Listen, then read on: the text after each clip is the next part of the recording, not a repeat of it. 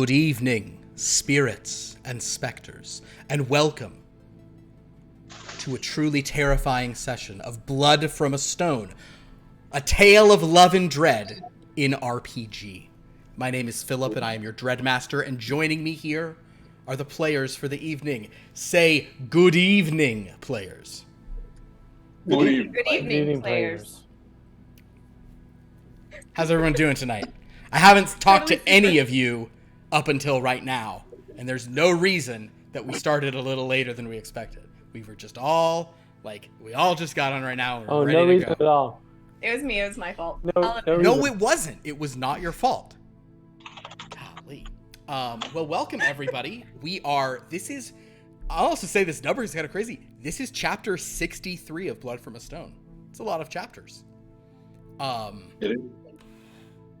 We are 2 away from 65, which might matter for certain reasons. And the dread clock stands at the stroke of 6. Last week, we ended a chapter in more ways than one. One, a rather long chapter. As we looked at the realms of Voluptua. But today we are turning the dial back to Mirkshire, a place that I think is close to a lot of our hearts, where we use the D100, basically the Call of Cthulhu Chaosium basic role-playing system, the roll under system. So we'll also be sort of refreshing our memories with that. And some of our players tonight have never even played that one time. So I think this will be a real treat for them to get to try that. I do want to mention before we jump in, I want to say a welcome to Moses, who is here for the first time. Hello, welcome so much to the channel. We're very excited to have you as Dr. Faust Simpleton, which is going to be great. So I think you'll all have some fun here in Mirkshire. We have one returning character. If anyone remembers Sarah Quill's last time in Mirkshire, that was that was chapter 54, so it was still a ways back when we sort of did that brief digression, and so there may be some changes to things from there. So we will sort of refresh as necessary, but for the most part, we're sort of treating today as another of our sort of blank slate, new beginning sessions. So with that in mind, I'm actually going to do something that I did in Voluptua before I begin, just to kind of get us more deeply into the zone of this place. And I am going to read what you all sort of saw before our game started tonight, before we do our invocation. This is kind of the confession and absolution for this place, just to get our minds back here, because, I don't know, maybe a thing to think about this time. Thus my fears were growing deeper, spurred on by that callous keeper whose cruel rulings and pronouncements swarmed like wasps within my head. Please, I begged. The night is falling soon. The phantom will be calling for my soul with voice enthralling. Spare me, please, or I'll be dead. Make thy vital intercession, or I'll surely soon be dead. Quoth the keeper, go with dread. With that in mind, I will now read the invocation for tonight's 63rd chapter. By each spot the most unholy, in each nook most melancholy, there the traveler meets aghast, sheeted memories of the past, shrouded forms that start and sigh as they pass the wanderer by, white-robed forms of friends long given in agony to the earth and heaven.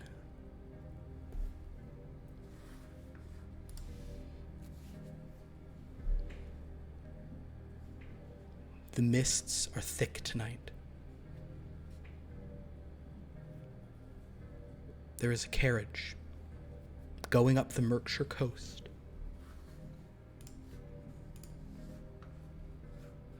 Not far from a city called Gloomsbury. South on the coast, several miles, is a castle.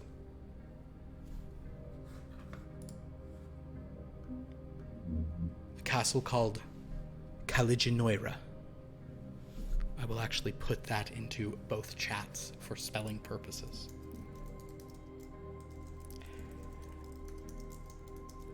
In the carriage heading to this castle are three gentlemen. The first is one James Jeffrey. Would you like to describe yourself?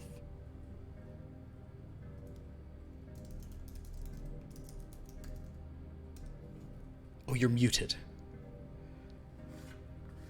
I was just thinking, so shrouded eyes, like a dark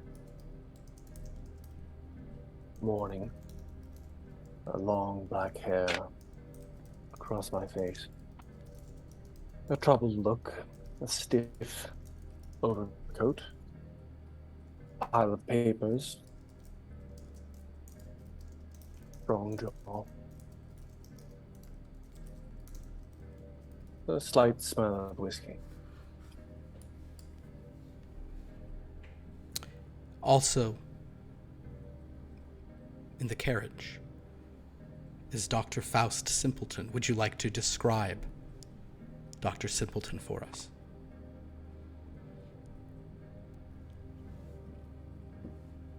Yes, I believe Dr. Simpleton.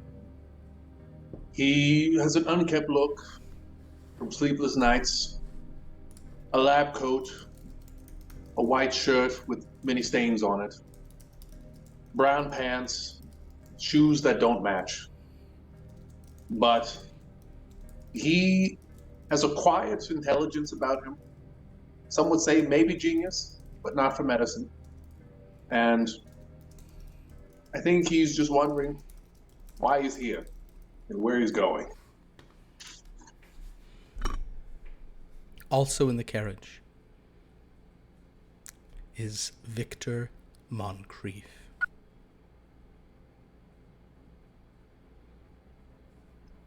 Victor Moncrief here, of Moncrief Mortuary. I'm a rather fastidious man. I prefer the dead over the living. There is a beauty in death. I feel as if it's more connected to the energy of life than it is to nothingness, if you understand me correctly. I look quite gaunt. I don't see the light of day very often, and I'm accompanied by a few specters on the regular. Speaking of which, as James and Dr. Faust sit sort of facing, kind of at the rear of the carriage facing forward, Victor sits alone, looking backward at them, the mists sort of passing outside the carriage. They're close to the sea where the mists are sort of thickest and strongest, and it's a very foggy evening. They feel they're already behind schedule from where they were supposed to have arrived in the afternoon. By now it's early evening. Victor, next to you,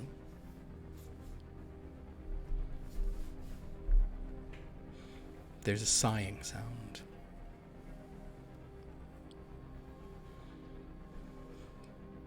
Benedict is there. He's saying, Benedict. They seem unlike other members of your order, Victor. In what way? You will have to determine that. Benedict's eyes sweep over James, and then Dr. Faust. It remains unclear to me.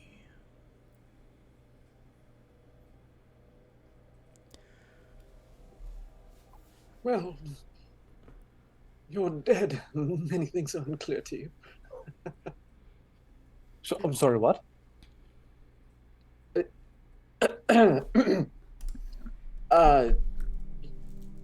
You're dreading this carriage ride, are you not? I am. It is quite uncomfortable. Yes. Oh. Thank you for your concern. Yes. I concur. I will, These seats are quite uncomfortable. and it's been a longer ride, and I actually will, for these poor players, I will explain a bit of what it is you're doing here, although the ride does seem to be at an end as you sort of turn along this sort of sharp, rocky road, as you sort of glance out of the right windows of the carriage. You do see a large structure kind of silhouetted against the foggy, slightly lit sky. It is a castle. The castle of Caliginoira, rather. A castle that the three of you have been invited to, being members in good standing of the Order of the Opal Octopus. For some of you, this is a sort of way to just speak with like-minded individuals who are interested in matters occult, supernatural, a bit on the eerie or outrest side. For others, this is a solemn commitment to try to unlock the mysteries of the great beyond. To others, this is an obligation made without your consent. In any event, you near the castle and you see there are a couple of carriages already outside of it.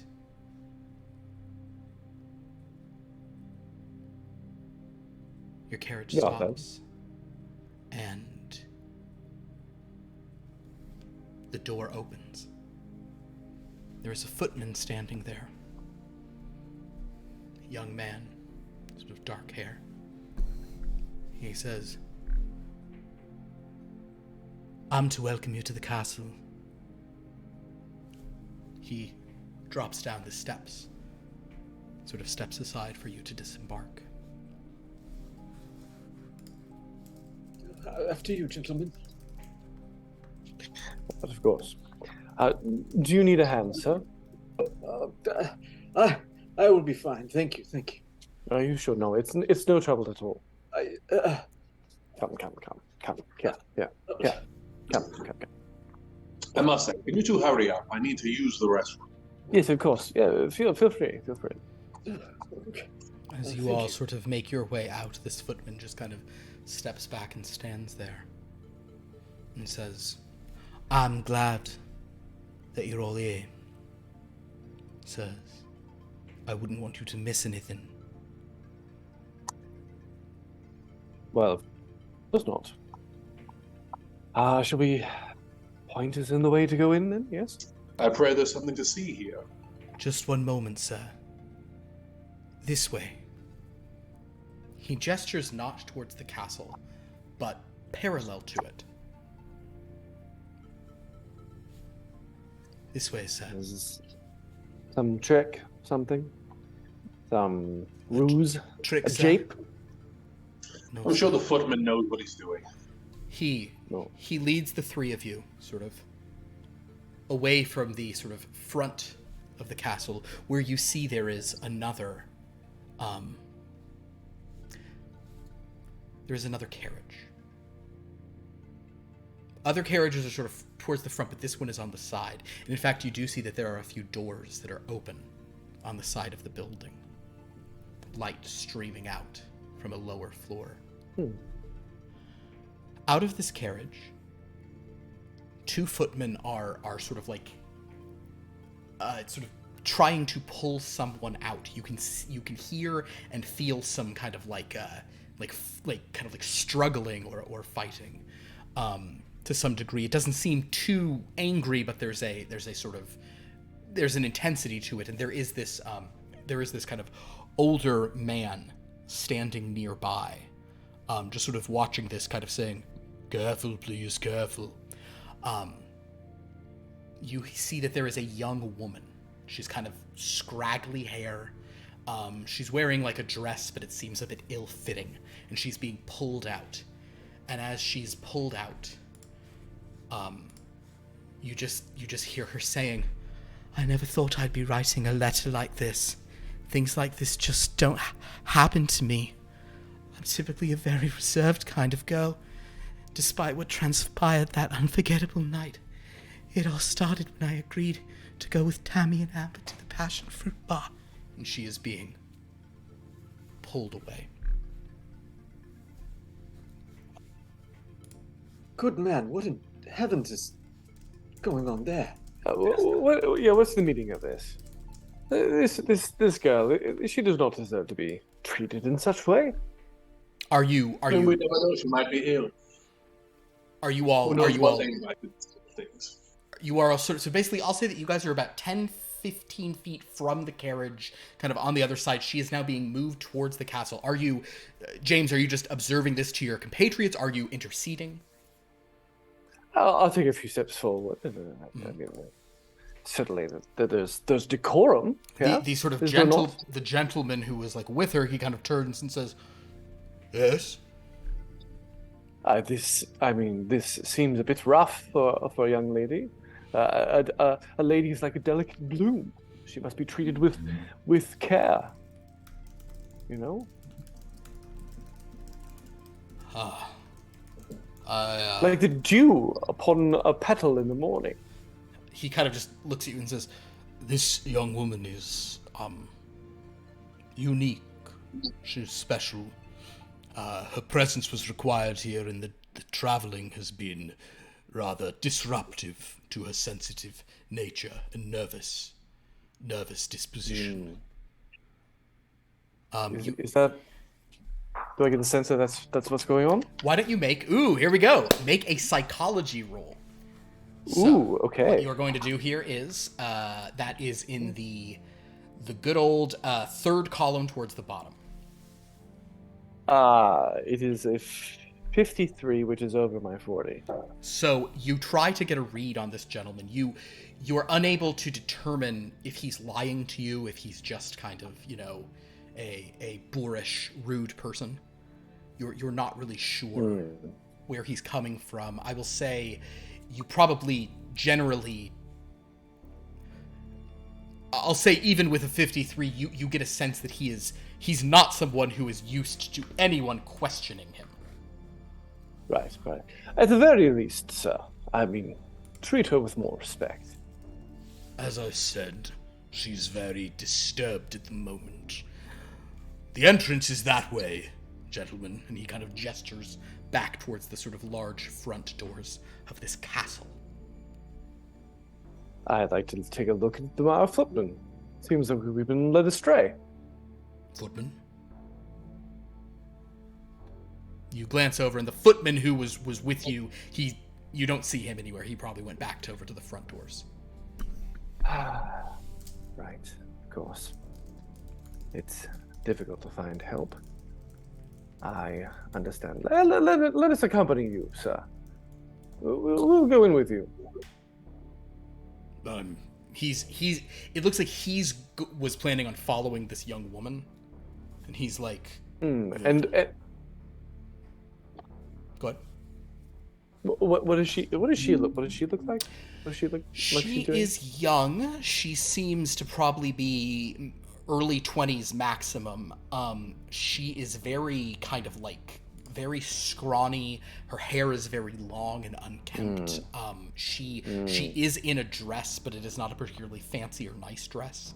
And it doesn't seem to fit her very well. That is, I would say, that is the vibe you get from her. All right. I have a question. Yes. So they're going a separate direction than us, yes?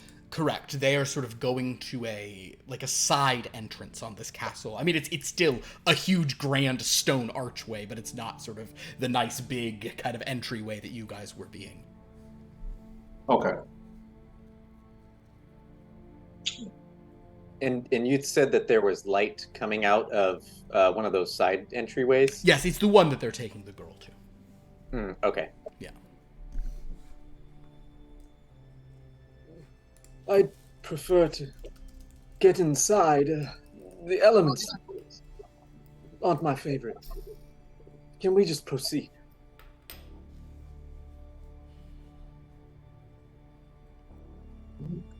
Could I roll for stealth and follow the woman in the big guy? Understood. You want to break away from the group and try to sneak. Wonderful. Okay, so yes, that is a stealth roll. So yeah, you're going to roll your D100.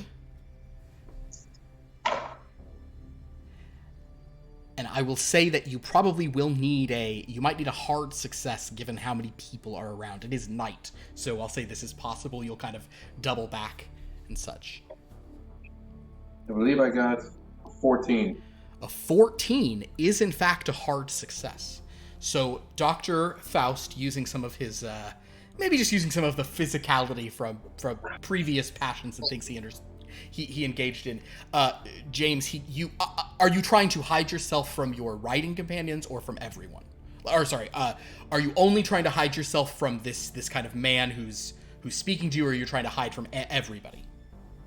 I would like to break away from the group and tail this interesting big man and woman. Understood. So yeah, you basically so James, it seems like it's a real disappearing act going on here. Your footman is nowhere to be found, and the doctor is gone as well. I know. And you're just standing here with Victor as they're sort of moving towards the doors. I'll go ahead and lend my arm to Victor, and we'll make our way.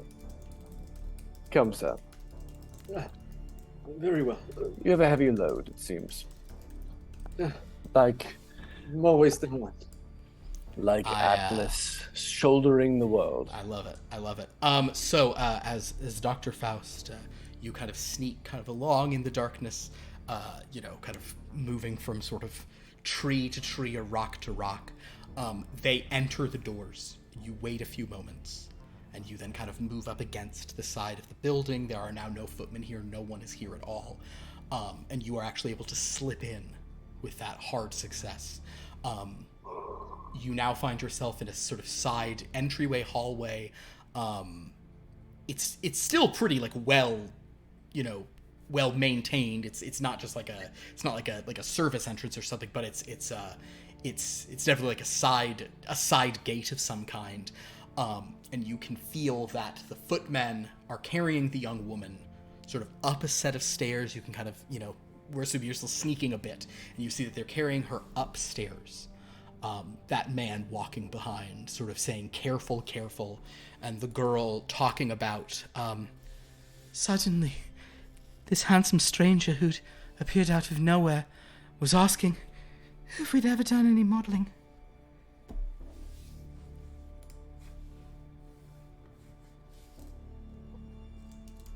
So with me sneaking, I got to hear her say that? You did.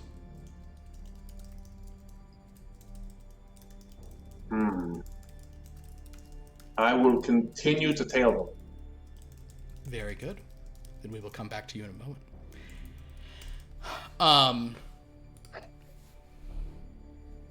In the meantime,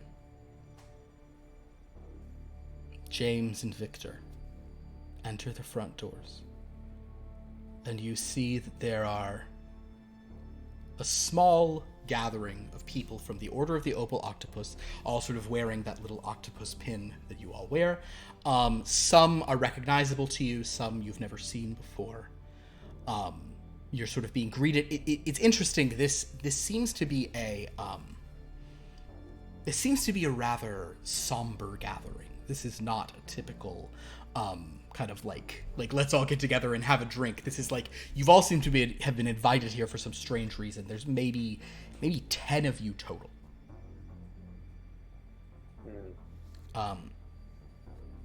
But you're hearing that there's another you hear that there's another kind of carriage stopping outside behind you. Sort of someone also someone from the order will recognize both of you, sort of invite you in, but you kind of hear not commotion, but you hear some voices behind you. There's a gentleman who is sort of saying, oh yes, forgive our sudden arrival here, but my wife is a member of your organization.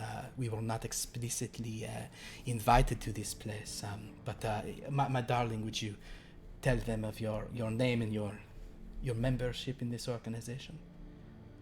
Yes, my name in the organization is Sarah Quill, though I will need to make an amendment to that shortly, as my last name has been changed. Oh yes, what is your married name, dear?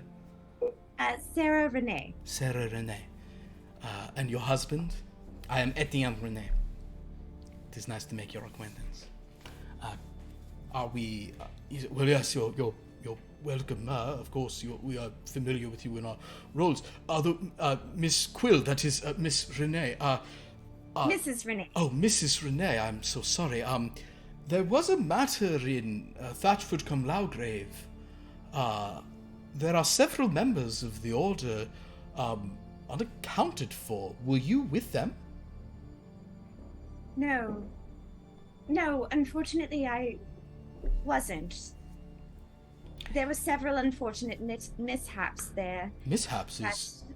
Is everyone Yes. all right? We've heard nothing from Conrad Bourgeois, Siobhan Walsh, Judge McGregor.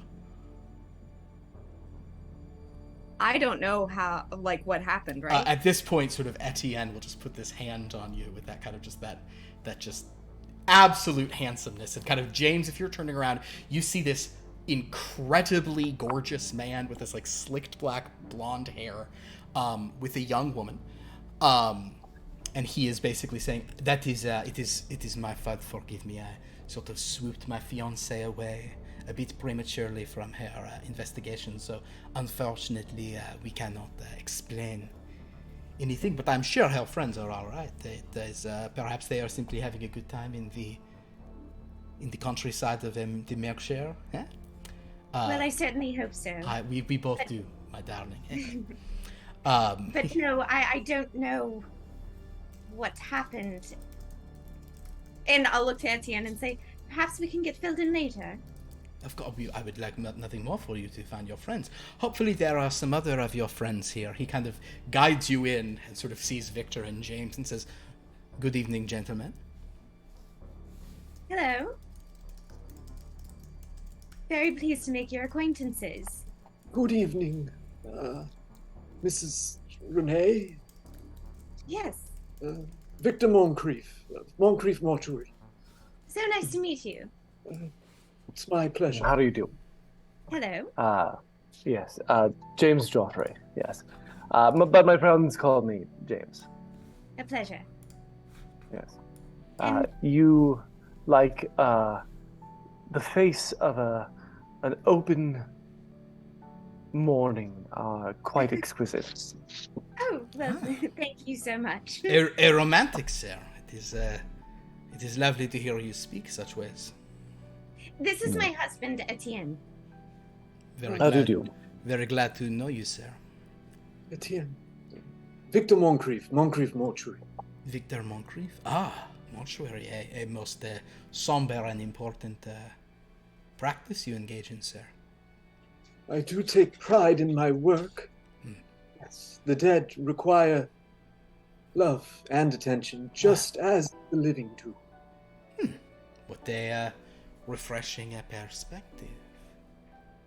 Do you know why you gentlemen were invited to this place?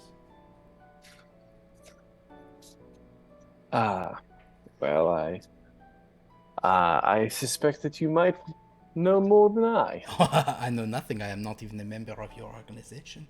In fact, it is only by happenstance that my bride and I are even were even able to attend here.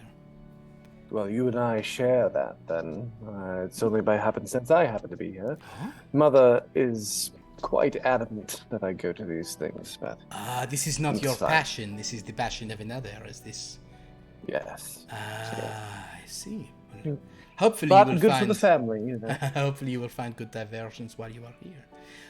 We're gonna cut away from this little scene to find good old Dr. Faust. You have followed them.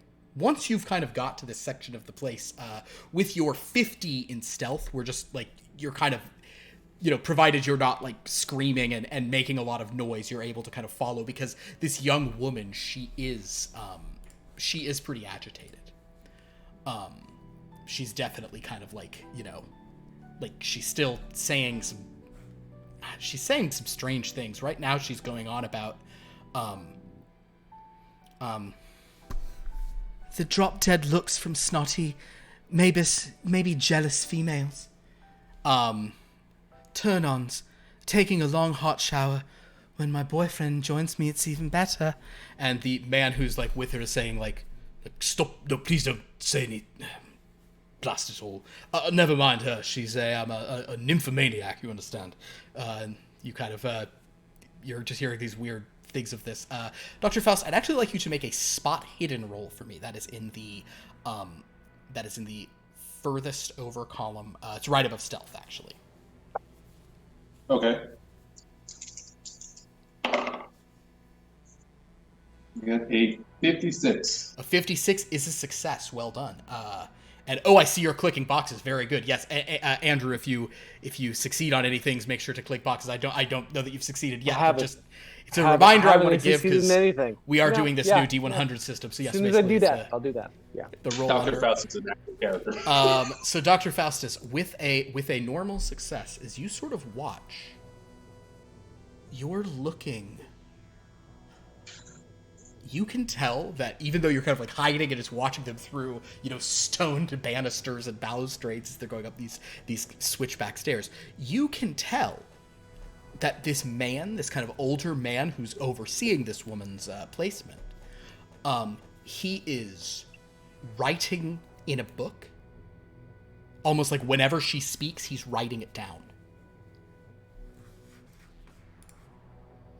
Could I make a psychology roll? I would love for you to make a psychology roll, please. 28. Is that a success for you? It is. Hey, ooh, that's a hard success for you. Great. So with a 28, yes, you get the impression that this man is really putting a lot of faith and interest in what this young woman is saying. And almost to the point that, like, recording her kind of mad utterings is if not his primary purpose, something he takes very seriously. And he kind of, there's an agitation to him of, I really need to get this stuff down, but we also need to get her settled, but like, I don't want to miss a thing, Quite an interesting relationship this bloke has. You also hear him sort of, the footmen are saying, where are we taking her, sir? And he says, we'll need to put her in the attic if we can. Or as high a place as we can find. The highest tower you have available, I was told we could put her in a tower. It's good for her to be up high. And kind of the footmen are like, all right, sir. So Faust, you kind of get the impression, in fact, I'll even say, you can tell that you guys are like, just from where you were outside the castle, you understand which spire you're in, and you understand where they're sort of taking her to the top of it. I would like... Can I start retreating out of this place? Sure, if you just want to find your way back to the party, I'll say that's also no roll would be required for that. If you have a sense of where she is now and you're comfortable moving off, you can rejoin the party pretty easily. And we'll say you'll do so momentarily if you do that. Are you going elsewhere, or is that your destination? I'd like to return to the party. Perfect. Okay, so as you as you sort of head back there.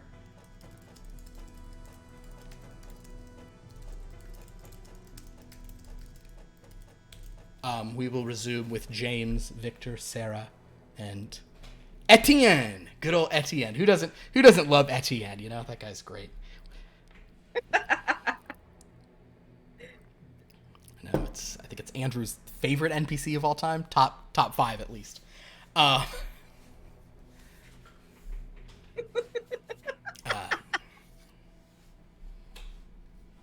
right now he's being very charming. A hand on his wife's sort of shoulder. Very engaged with anything either of you were saying. If you're all just kind of content to make small talk with him and other members of the group, then I will say that actor Victor, Benedict sort of just will say to you sort of, "Oh, there's your old friend." And kind of, or your rather new friend, the good doctor. And Victor, you sort of turn as Dr. Faust kind of walks into the room, not from behind, from within the house. Doctor, where have you been? Sorry, dear man. I thought I saw a map within some spider webs. I decided to investigate. The restrooms are really hard to find around here. You curious? Inside what? I was just looking for the restroom and I saw a map within some spider webs. And I just felt I had to go explore. The map was stuck in the spider web. Why did you not take it down?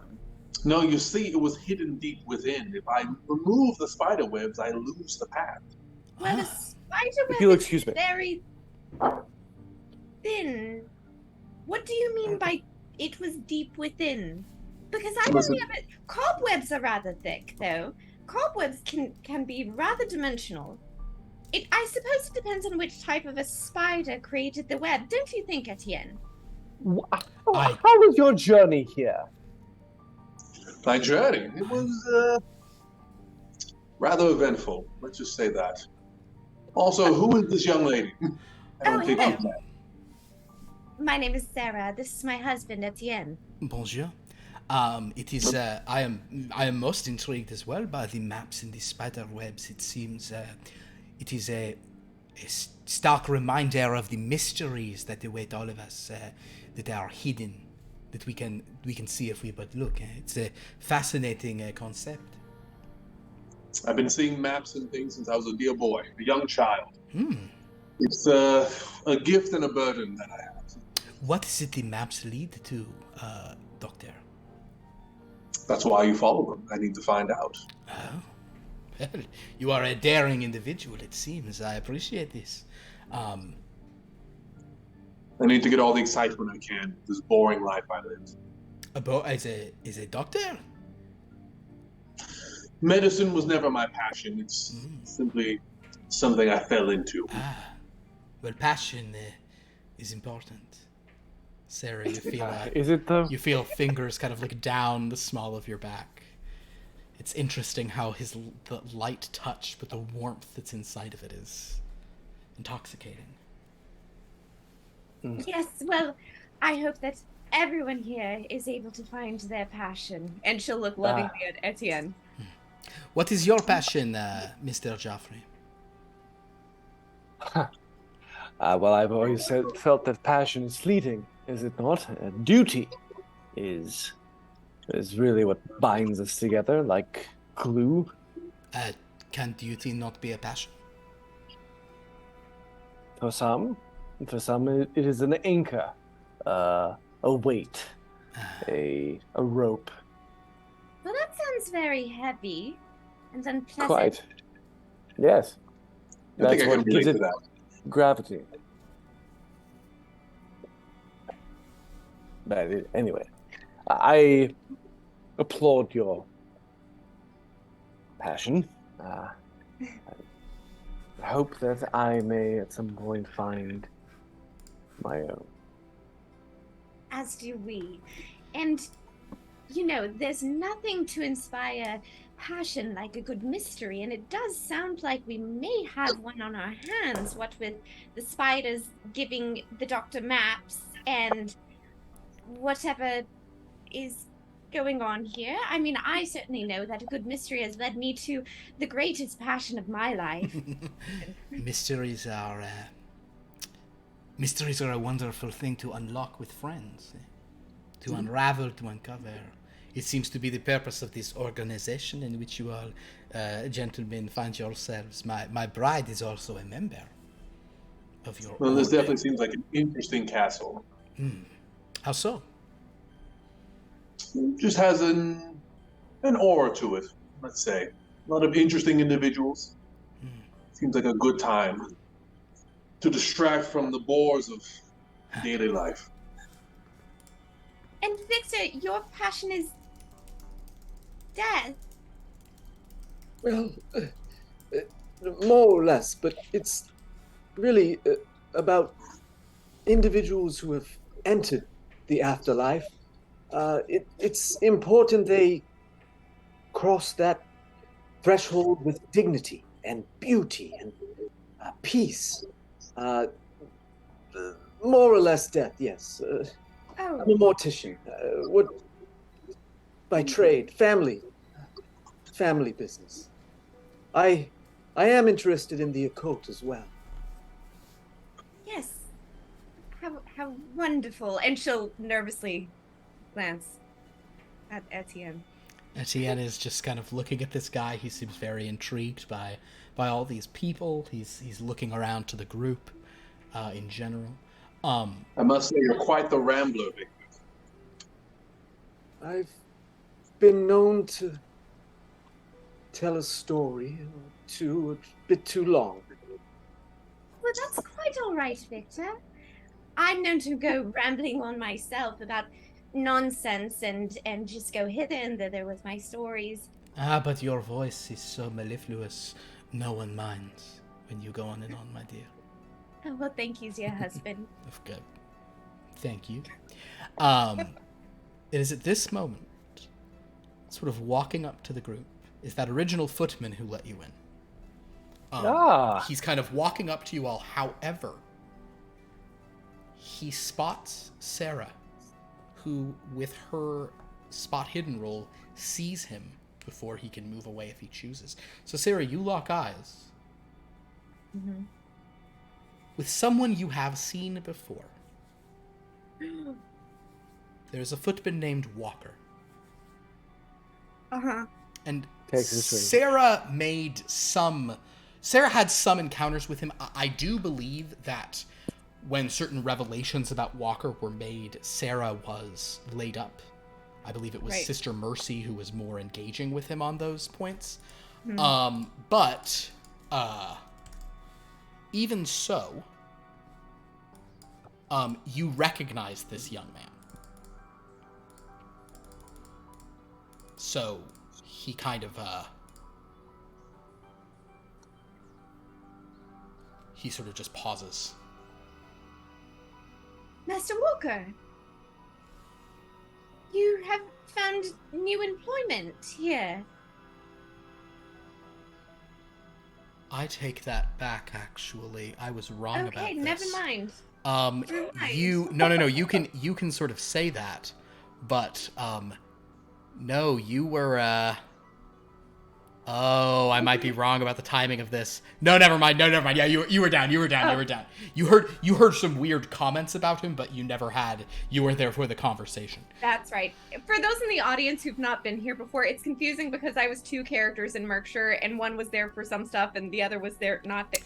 She had a circumstance in which her character did not die. She was simply in bed recuperating for a week. From rolling multiple fumbles in a row. It was just bliss. But For you. For me. So there's some stuff that this character Sarah is now recuperated very, very well. Sarah looks great for having been having crunched her head on a marble table only like 3 weeks ago. In any event, Good genes.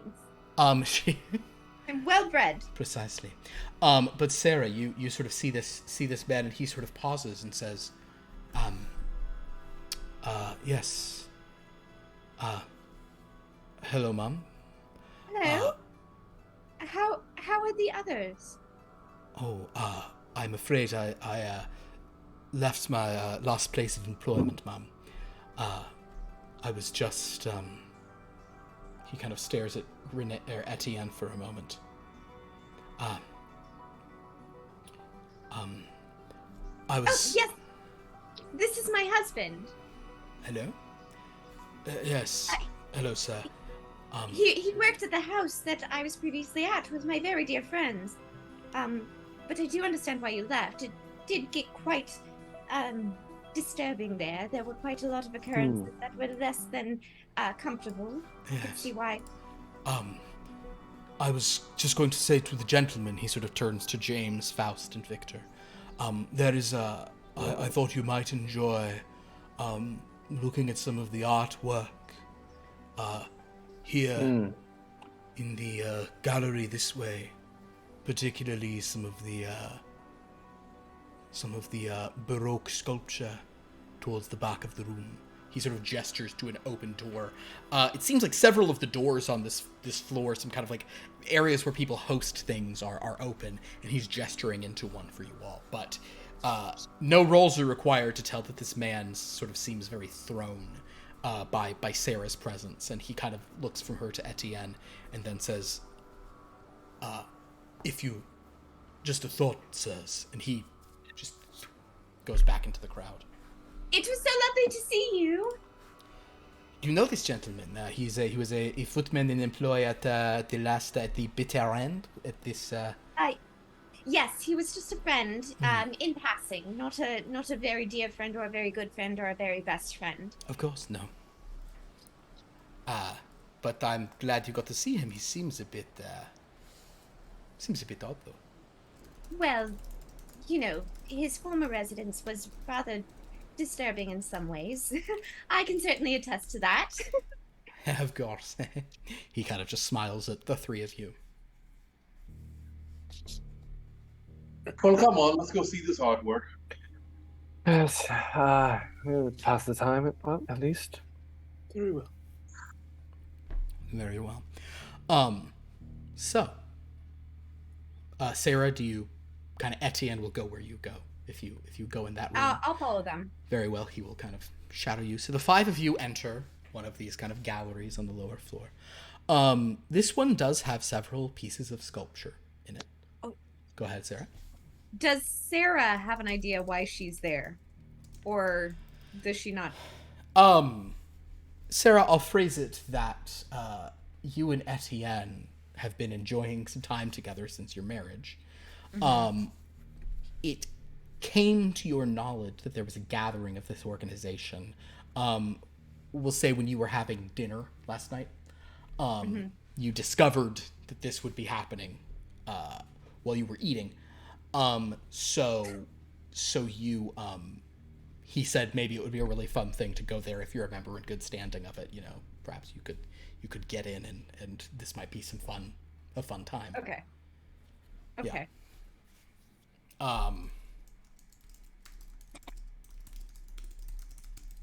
So, this gallery is one of several in the house, or in the castle rather, kind of like this. And it is, it has a good bit of kind of a mixture of some paintings, some sculptures. There's also some seating. Clearly this is the part of the house that is here to entertain. It's just kind of one of many sort of grand chambers here on the lower level. Ceilings are not super high, though, here, the way they are in some of the other rooms. So there probably are rooms directly above this.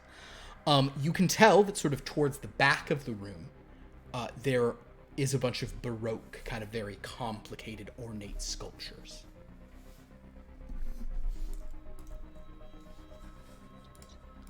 Victor proceeds to look at some of those ornate sculptures. Excellent. And as he approaches, I guess this is a question. How much input can he get from a Benedict in the things that are in the room. I'd like for you to roll. Let's just do a luck roll on this particular point.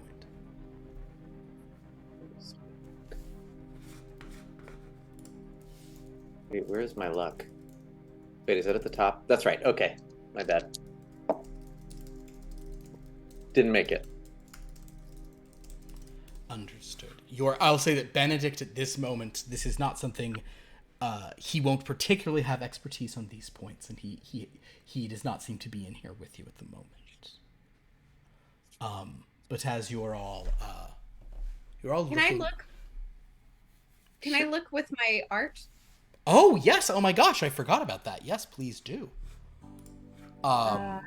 You have a very good art painting. Yes, please roll an art painting. And that is just a success. I'm gonna say with a success, you do get an odd sense. These these sculptures, these pieces of objets d'art, as the French would say, as the Etiennes would say, these are not interesting pieces. These are very mundane. Like, there's much more interesting stuff in this room. So it's curious that they're featured. They're not featured.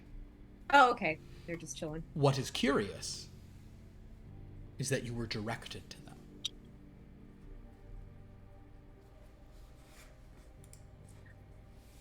I wonder why they chose to showcase these to us. There doesn't seem to be anything particularly spectacular about them. They're rather boring. That's exactly what I was thinking. There are more interesting things around here, but why would he have directed us here? Is there anything in the other, like on the opposite side of the room? If you glance over there, you don't... I mean, there's artwork. There's, like, some nice paintings, but nothing... I mean, there's better-looking artwork over there. Is our footman still with us? The footman is not with you. He disappeared shortly after... Basically, he made this recommendation, but he shortly after engaging in a brief conversation with Mrs. Renee, he disappeared into the crowd. However... Could I make an Yeah, go ahead. occult roll? Ooh, yeah, let's do an occult roll. I like it. Ooh, I gotta roll pretty good for this. Yeah, this is not not one of your... 56. Yes, you kind of, you look at these, you're like, okay, well, I won't see a pattern in them because they're not a spider web. I won't see a map, but maybe I'll see some codes, and you sort of don't notice that.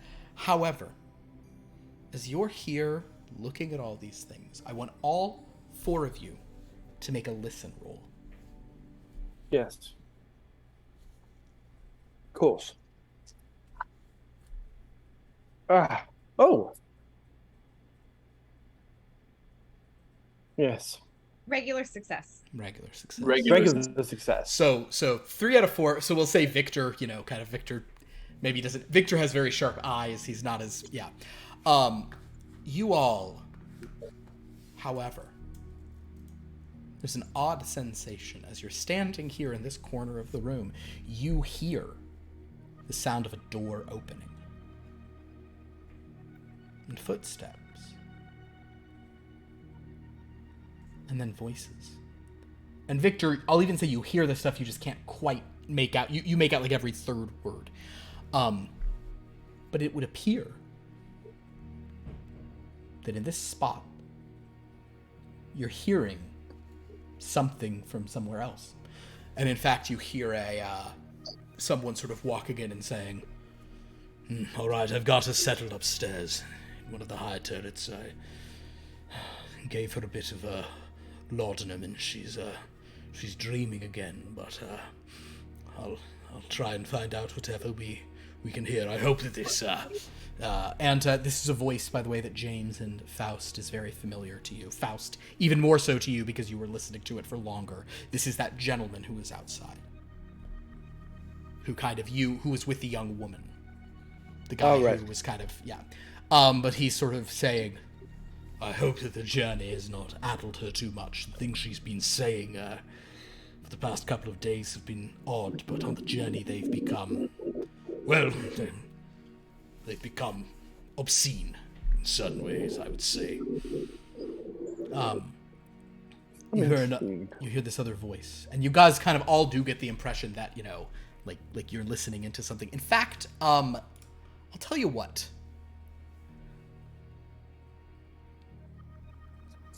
Make for me, this is what's called a no roll. I would like everyone to go up to your orange boxes up at the top. Everybody make an intellect roll. That's in the second column, third down. Int. Looks like intelligence. In this game, I think it's intellect. I don't know. Oh, that is a extreme success. Extreme success. Way to go. I got an extreme as well. Excellent. Now, the fun thing here is that because these are characteristics, you don't get to check a box. Apologies. But you do, but you'll get the benefits of extreme successes. Dr. Faust, Victor? I got a hard success. Hard success. Wow.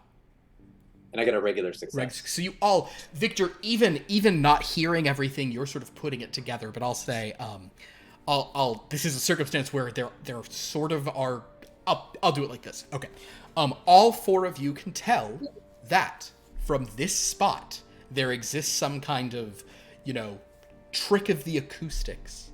And based on, as you kind of glance up and see, there are some ventilation, you know, in the actual stonework. There's some spots of, you know, to let the air go through. There's some grooves or maybe grates have been applied by now.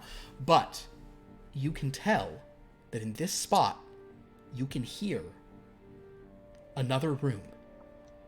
You can't hear it throughout this room, but in this exact spot, you can hear from another room. Dr. Faust, I will say that you can tell, then Victor, you don't get this, but the others can all tell that this is probably coming from directly above you. James and Sarah, you suspect that this is not an obvious or well-known feature, especially given how the Baroque sculpture here almost kind of blocks this section of the room. You'd really have to, like, get back here to even be in a place where you could hear anything. We were led here for, I would assume that I would put together that we were led here for this express purpose. I will say that is a pretty, yes, absolutely. You can certainly infer that. Is there... I'll even say this, actually. One more thing I'll give this to James and Sarah and probably even Dr. Faust. You also realize that such acoustic tricks often go both ways.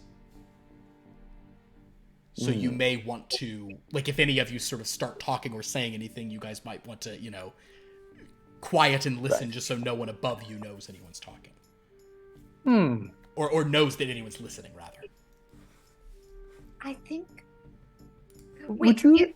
Would you care to see this interesting piece over here? Yes. And yes. So you guys are speaking? Yes. Yes, but we... Understood. Yeah. So as you begin speaking, you heard another voice beginning to talk above. Oh, damn. I'll walk that back because that's a thing you explicitly, like, that's what your extreme was. I'll let you kind of hold back on that.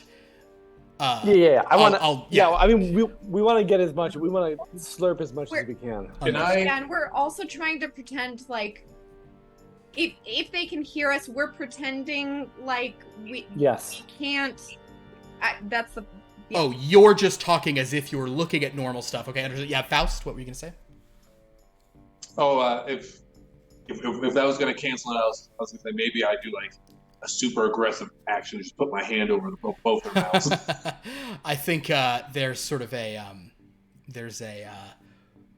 I'll phrase it like this. You two sort of start speaking about the mundane sort of stuff you hear, and the voices above, another voice began to reply to that man, but they do grow silent as you sort of begin talking, as if they're listening to you two talk about this. That Faust is probably like considering putting hands over, but he probably kind of gets what I'll hold up my hand to Faust and say, like, give him a look, like, we'll very quickly let it die down. Yeah. And the voice upstairs will say, well, will you be joining us this evening, sir? The other voice simply says, no. And that is kind of like barely audible to you all, but now you're all listening, so you do hear it, and it echoes. It seems like this person is speaking very quietly and let you really hear it in this kind of corner of the room. It like really echoes. No, not tonight, but soon.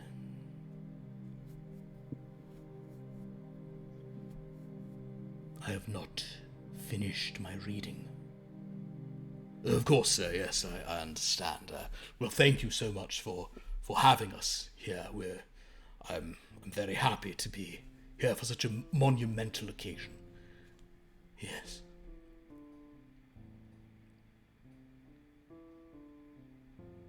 It's very quiet.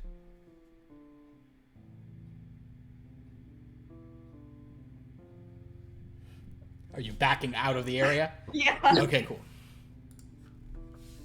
I'm going to say Dr. Faust sees a crack on the floor and interprets it as an arrow and moves his way along the wall to another side of the... Here we go. Yep, perfect.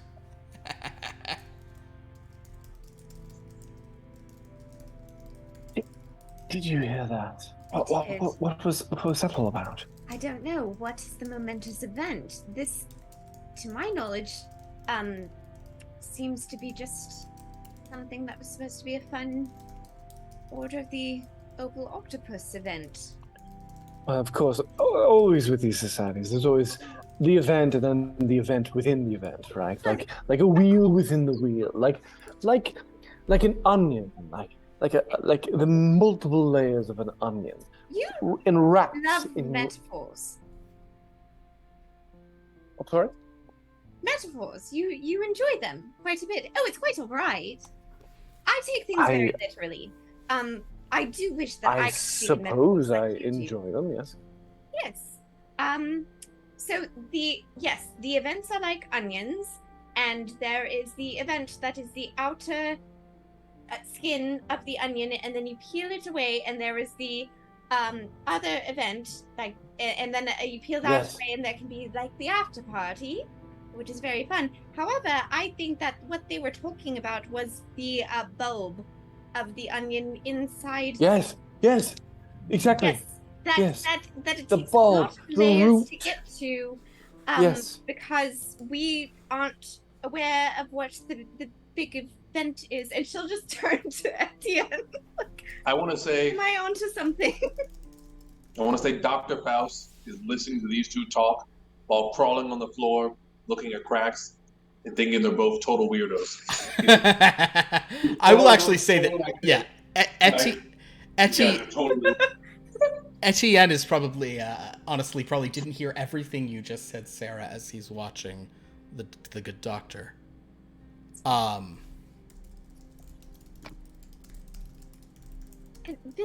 Victor. Yes. Wait, come over here. His hearing is bad. Victor, look at this! Victor approaches. Yes, Mrs. May. I suppose that you did not hear what we heard. Are you hard of hearing? I'm so sorry to ask. I don't want to be offensive. My ears work just fine. I mean, not as good as they used to in my younger age, but I was able to piece together some things. But it appears as if we were meant to be there by Walker. Oh, yes, but also we have discovered that there is another event that we are not aware of that is supposed to be the big event. I've recently come into extraordinary hearing.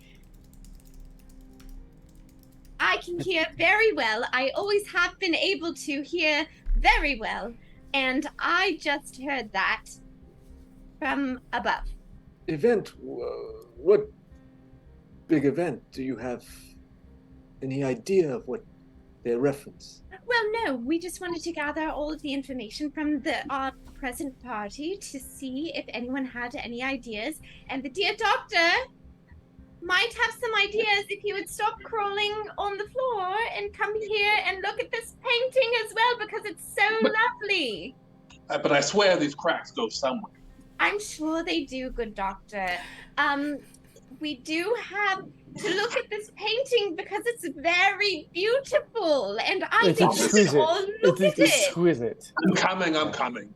It is at this point that Sarah. Yes. Actually, I think all of you. Does anybody have less than a 50 in spot hidden of you all? I guess actually, yes, James, you do not notice this, but the rest of you, all notice some. Yeah, well, also James, whether you're kind of not noticing it or you're looking at stuff, all of you see kind of like a bit of movement at the door entering this room. I wouldn't say it's frantic, but it's like a little like someone like kind of like walks into the doorway with a bit of speed. So Faust, Victor, and Sarah, you kind of all look over. And Victor and Faust, you see, Faust, this is the man who was going up the stairs. Victor, this is the man you saw outside where the footman sort of oddly led you away from the front door. But you see that man sort of sitting there, this kind of slightly older, kind of officious looking man. He just kind of came to this room and he looks into it kind of very, very directly, sort of sees all of you there, I suppose, kind of even makes eye contact with a couple of you, but there's this like, he just sort of pauses there in the door, and then maybe gives you half a nod and sort of walks out. Interesting man. Why?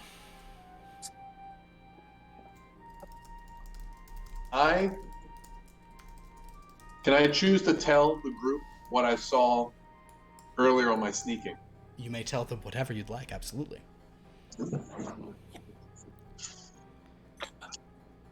James, do you remember that big man from outside by the carriages? Yes, this the rude one, the one who didn't quite. Yes. Well, I must say, I went on a bit of an adventure and followed him for a bit. Good for you.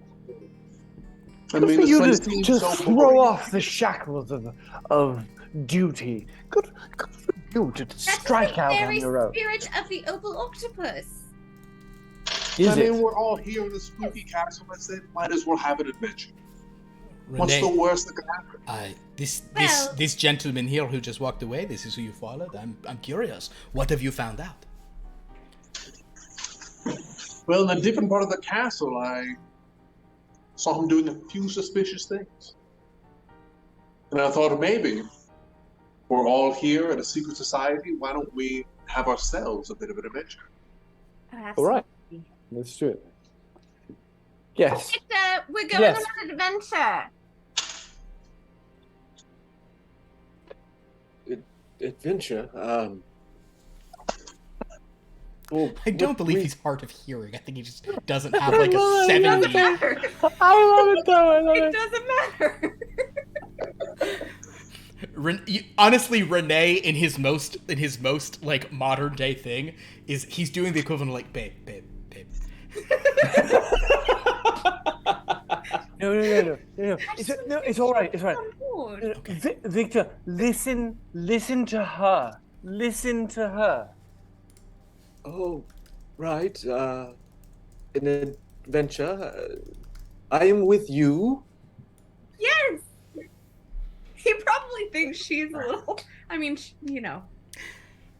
is. So God bless her. he says, so what is it you propose, good doctor? You want us to go and go to this other section of the castle, sneak away from the party, see what we find there?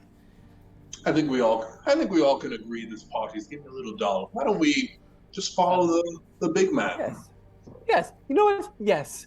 Let's live for once. Let's throw off the yoke of our families. Yes. Let's just Let's do it. Yes. James, I didn't think you were this interested. Let's loosen our ascots. Let's go ahead. At this time, in fact, kind of conveniently, potentially for these purposes, you hear that man out in like the main foyer, kind of making an announcement, or sort of the grand entry hall. And as you guys are all, he's kind of coming out and saying, "Everyone, welcome. Sorry for the late arrival. The weather was not on our side today. As such, our formal dinner has now become a more casual repast. In the dining hall, there are sandwiches and various other foods we can eat. Though you are all, of course, welcome to stay up as late as you'd like. Enjoying brandy and conversation. There were no other festivities for the evening, so if you wish to go to your rooms, this can be arranged whenever you'd like. But for now, and you would like to join me this way, and you kind of hear him like. If you guys are kind of like half in the door looking out, you see that this sort of the group is for the most part heading there. Maybe one or two people are just like, I'm going up to bed already. But there's kind of a, for the 2 dozen-ish people here, everyone seems to be going back to some kind of dining scenario. So if you wanted to go off on a little thing, it looks like even that man is going to be elsewhere for a few moments here. So what do you think, chaps? Should we move our rooms and meet later, or should we sneak away now? No, let's now. Now. Speed. Now, right? Strike Etienne? like lightning. James, I didn't know you were such a poet. Well, I've studied a few words here and there. I've had some tutors, mother that gave us all. So. Yes, I think we should do it. Yeah. James, I have a feeling you and I are from a very similar ilk. And I found so much from my adventures with the Opal Octopus. I think you might find something too. I can only hope that I can find a gem as brilliant as you. You are too kind. And she'll giggle at Etienne. Dr. Faust rolls his eyes. Victor, are you ready to go? So good. It never gets old. He's just later. Very well. Shall we lead the way? You guys begin walking. Faust, I guess. Actually, as you yeah, go ahead, Faust. Can I make a psychology roll on Sarah? Yeah, so this is and so here's the thing. So this PvP stuff kind of has some slightly different rules. Go ahead and make your psychology roll.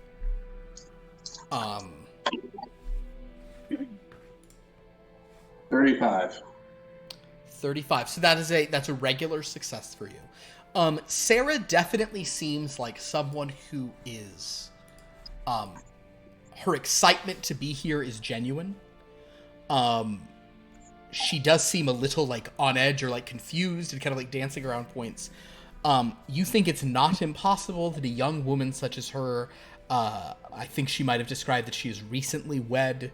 Perhaps she's learning new things about what grown-ups do, and so she's just kind of, the world is slightly different. You can tell something is like she's not saying things, she's almost bringing things up and then backing away. You think it might be of a sort of of biblical. She lost her virginity. Yeah, but so you definitely have a sense of sort of like that there's something strange, but you don't have a specific kind of like. And I would say at this moment it's nothing with a normal. It's nothing like too concerning, which is fun to say to you as a ripe fruit as you lead them out, because with a firm, gentle but firm hand, as the group kind of follow Faust out of the room, Etienne holds you back, Sarah, and kind of leans down and whispers right in your ear, just that like thrill running down your spine. He says, "Are you interested in any of them?"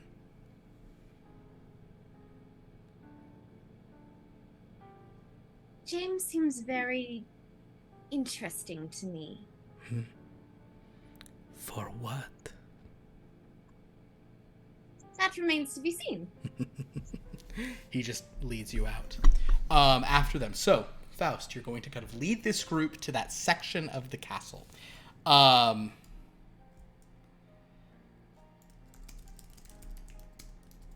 Is familiar. I gotta write that part down. Hold on.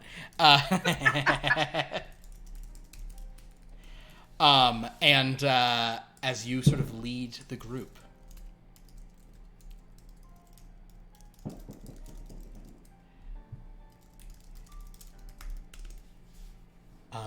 Benedict falls into step with you, Victor, and just sort of says, I think this young woman believes you are much older than you are, my brother. The first time. I don't get much sun these days. No. Benedict sort of sighs. Neither do I. And then he's sort of gone from next to you. Faust, you lead this sort of merry group to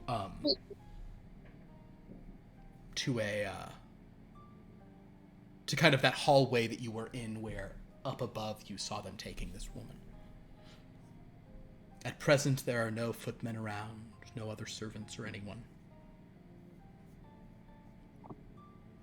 So we're in the tower where I was before. Yes, and you've not started sort of ascending it, but yes, you are there.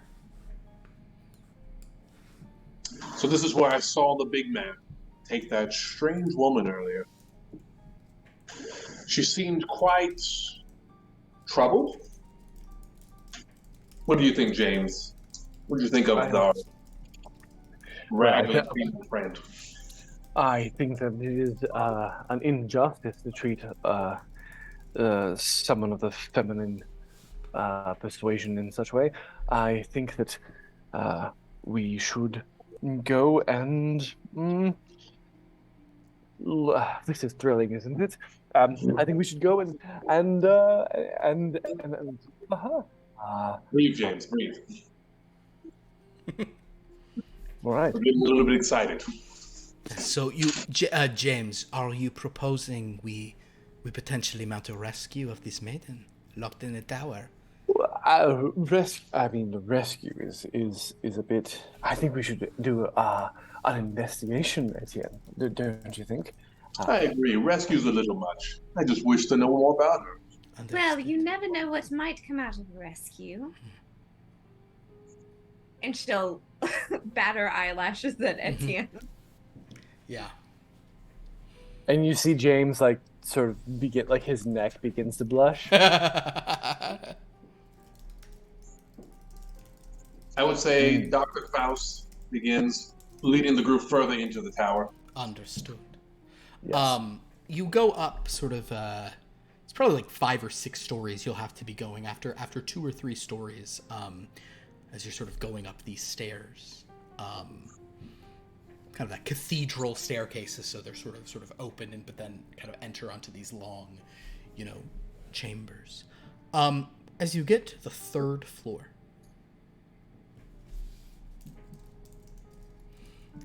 Faust, I'm not rolling because it seems like, honestly, a group stealth roll is not going to go great, so we'll just kind of say you guys are all doing as well as you can to sort of not cause unnecessary attention, but Faust, as you sort of get to the 3rd sort of floor, you look down and there actually is someone. James? I just wanted to very quickly mouth him. Watch your step. And I mouth back. Thank you. Oh no, that's the victor. That's the victor. I'll turn around and grab his shoulders and be like,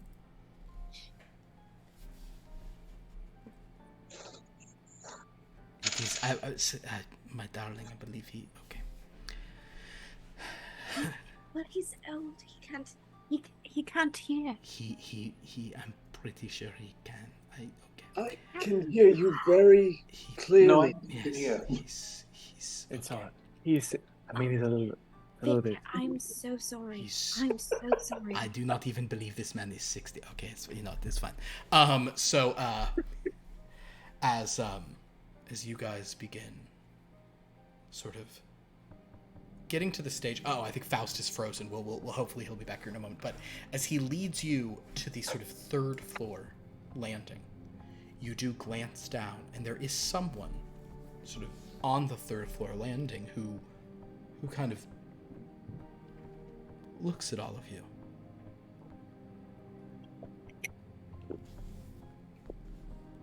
Can I charm before they talk? Sure. Make a charm roll, that's fine.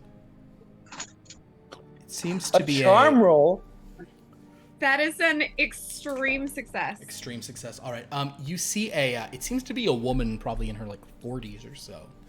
And she's just kind of like standing in this hall. She's wearing kind of like a very like plain sort of dress. And she's sort of surprised to see you. But you roll a charm, so Sarah, what do you say to her? Hello, how are you this lovely evening?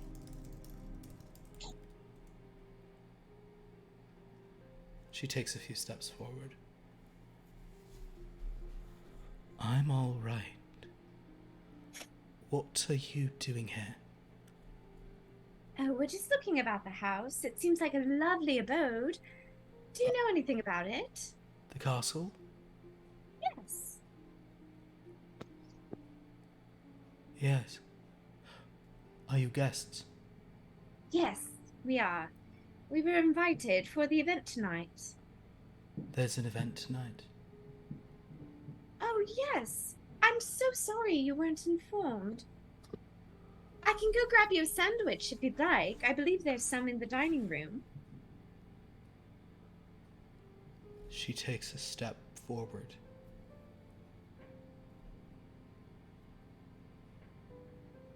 Who are you? Well, my name is Sarah. This is Etienne, Victor, Ah. Dr. Then she looks at Etienne. No. This is not in... It's not right in Caliginoira. It's not right in Caliginoira. This isn't right. She turns around and starts running down the hallway. Wait, what do you mean? She's just going. Etienne, what did she mean? I'm going to run after her. Understood. James, you run after her. James, I'd like you to make a give me a give me a strength roll, James. Up at the top Strength. there. Yes, of course. Strength. A strength is an extreme success. An extreme success. Now wait a second. What did you roll? Just out of curiosity, I got it. I rolled a 14. You rolled a 14, not a 13. Because also 13s are way rarer here because of only 1%, not 5. But I should have mentioned that also. Yes, anytime anybody ever rolls a 13, do let me know. But well done. So James, you chase after this woman. She's kind of like rounding a corner. Sarah, you're kind of there, and Etienne is kind of like pulling you back, almost Faust and Victor. This kind of happened. Like James just chased after this woman. James, the woman rounds a corner, and you are keeping up with her. You're like on her, basically. I'm living like a lion after his prey. And then James, with your extreme success, there's no roll required to sort of this. She sort of turns a corner, and you go after her. And she's running straight into a wall. And James, she's about to hit the wall. You're half a step behind her. You're like on her. And then she passes through it.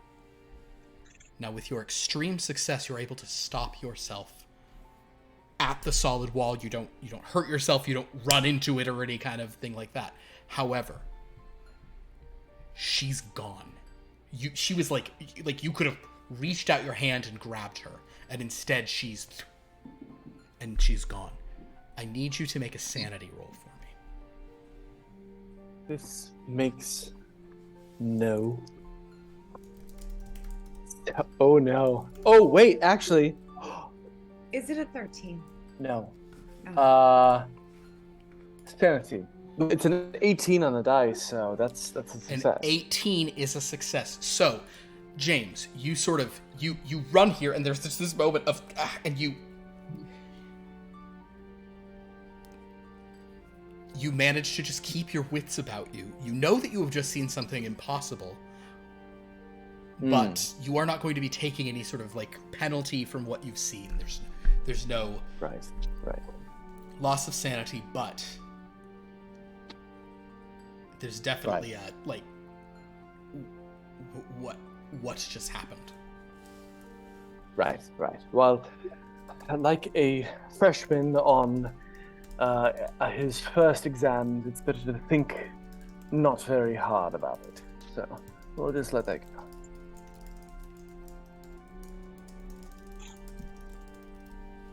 So the rest of us are... The rest of you are in a hall. James like took off like 50 feet away. He like rounded a corner.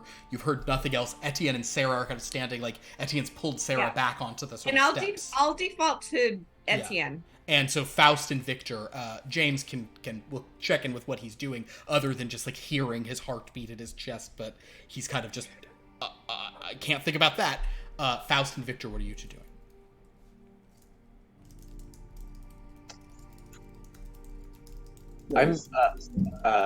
I'm just wondering if that lady appeared interesting whatsoever. Given Victor's experience, did he notice anything unusual with? I'll let you make a spot. That woman. I'll let you make a spot hidden roll.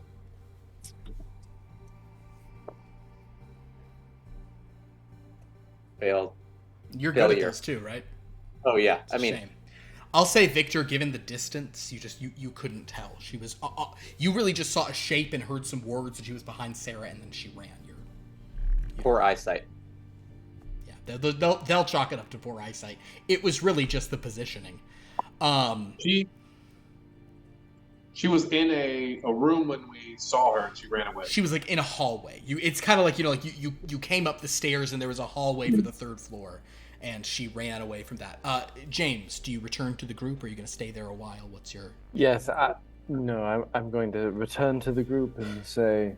James comes back around the corner. Quite. So what happened? What's the go? What happened? Well, strangest thing. I was following her at full stride, like a gazelle or a stag. Again with metaphors. Yes. Yes. I understand those though. And then she just disappeared. She passed through the wall. Through the wall? Which wall? It was a solid wall. I felt it with my hand. I felt the firmament with my fingertips. I felt the unyielding stone, like my father's temperament. It was so strange. I can't explain it. It defies reason, but there's something thrilling about that, to be honest.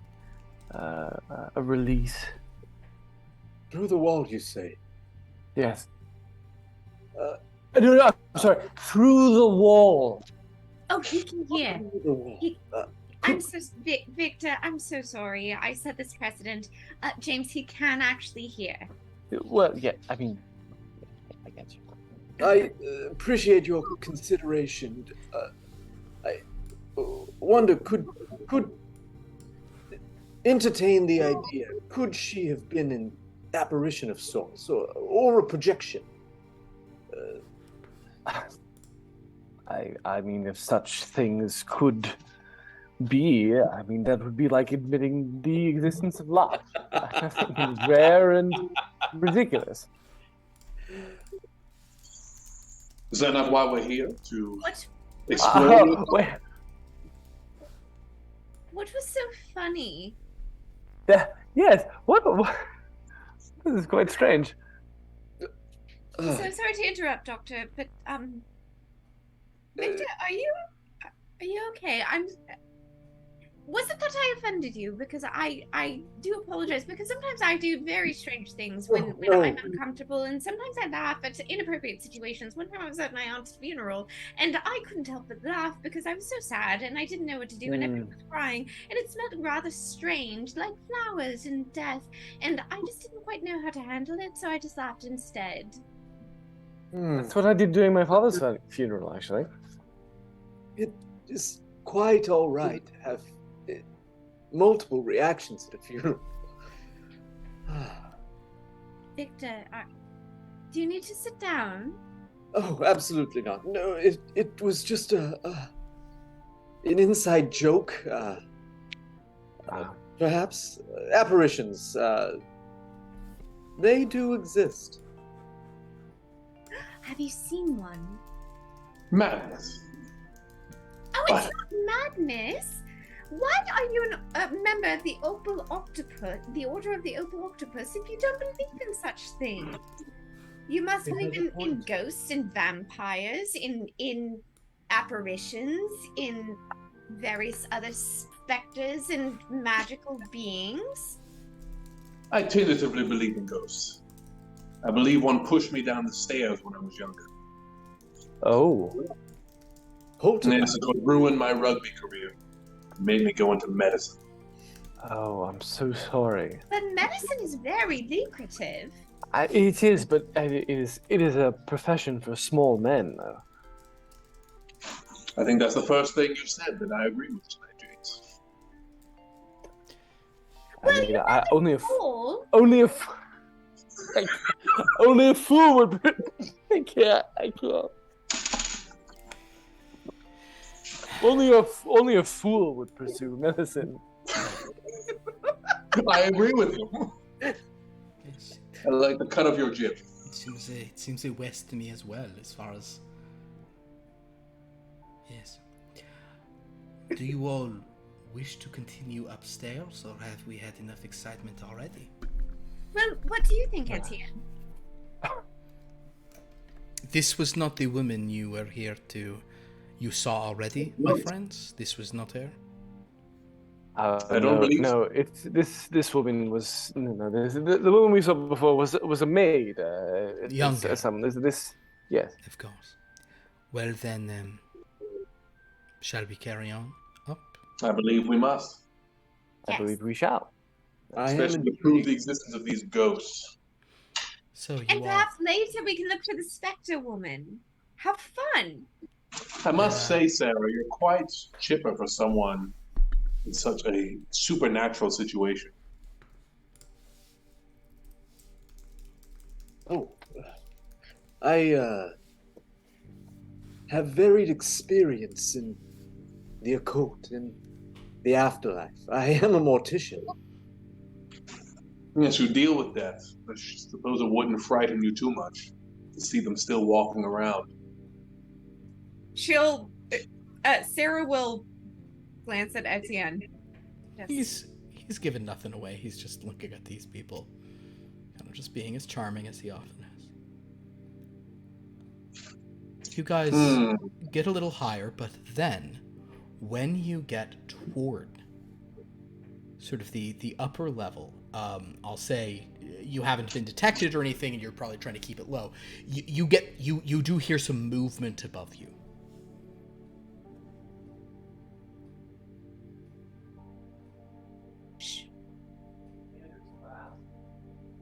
I halt the group. Can I listen for voices or anything, Sure. or is that? Go ahead and make a listen roll. That's regular success. It sounds like you don't hear any voices. It simply sounds like there is someone, like sitting down, standing up. You hear some just general like creaking of of the boards and such. Some footsteps on stone above, just kind of idle noises. Someone is pacing. Which means Could it be there's the someone girl? there. I'm sorry? Could it be the girl? Possibly. Shall we? Let's see. How do we get up there? There's a lot of ground to cover. The stairs carry on. You've kind of stopped when you've gotten to before you've gotten to sort of the top floor, because you hear somebody up there on the top floor. It's not behind a door. Like you hear someone, like on the level above, just kind of moving about.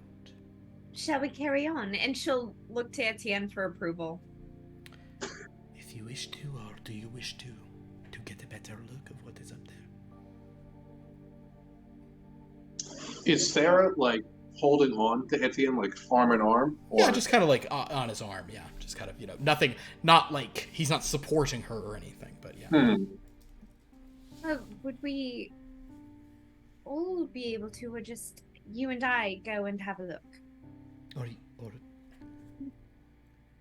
you could, yes, whatever you'd like. I think if it would be all right, I think I might be able to get a good vantage point. If you want to continue on, you all can. Etienne, can you help them? Yes, but perhaps shall I let you go first, have a look, then you can come back and let us know if the coast is clear? Yes. So, Sarah. Mm-hmm. Are you guys going to, can she go alone? Is that? Yes. So Sarah, you begin walking up the stairs. Are you going to sneak, or are you going to, what's your... I will sneak. Please make a stealth roll. Oh, wait. Hold on. Oh. Okay, make a stealth roll. That is an extreme success. Disappeared. So, Sarah, in that case, kind of as you sort of like go half around the corner, I'll say that you probably do the logical thing for you. So none of you notice this, but kind of as the camera walks in Sarah, she begins to kind of she kind of like walks up, and then she kind of walks along the floor and then up the wall and then along the ceiling, kind of just crawling, staying sort of low looking. Sarah, you see there is a footman kind of out here. Not the footman you know. Oh, okay. This kind of other just kind of guy who's just there. His body language, he seems a bit kind of bored, frustrated. There is a door leading to kind of like some chamber here. He's on a sort of small sort of like landing. Doesn't really go anywhere. There's like a window next to it. There's a window on it looking out. He's just kind of there, kind of just taking. Make a psychology roll.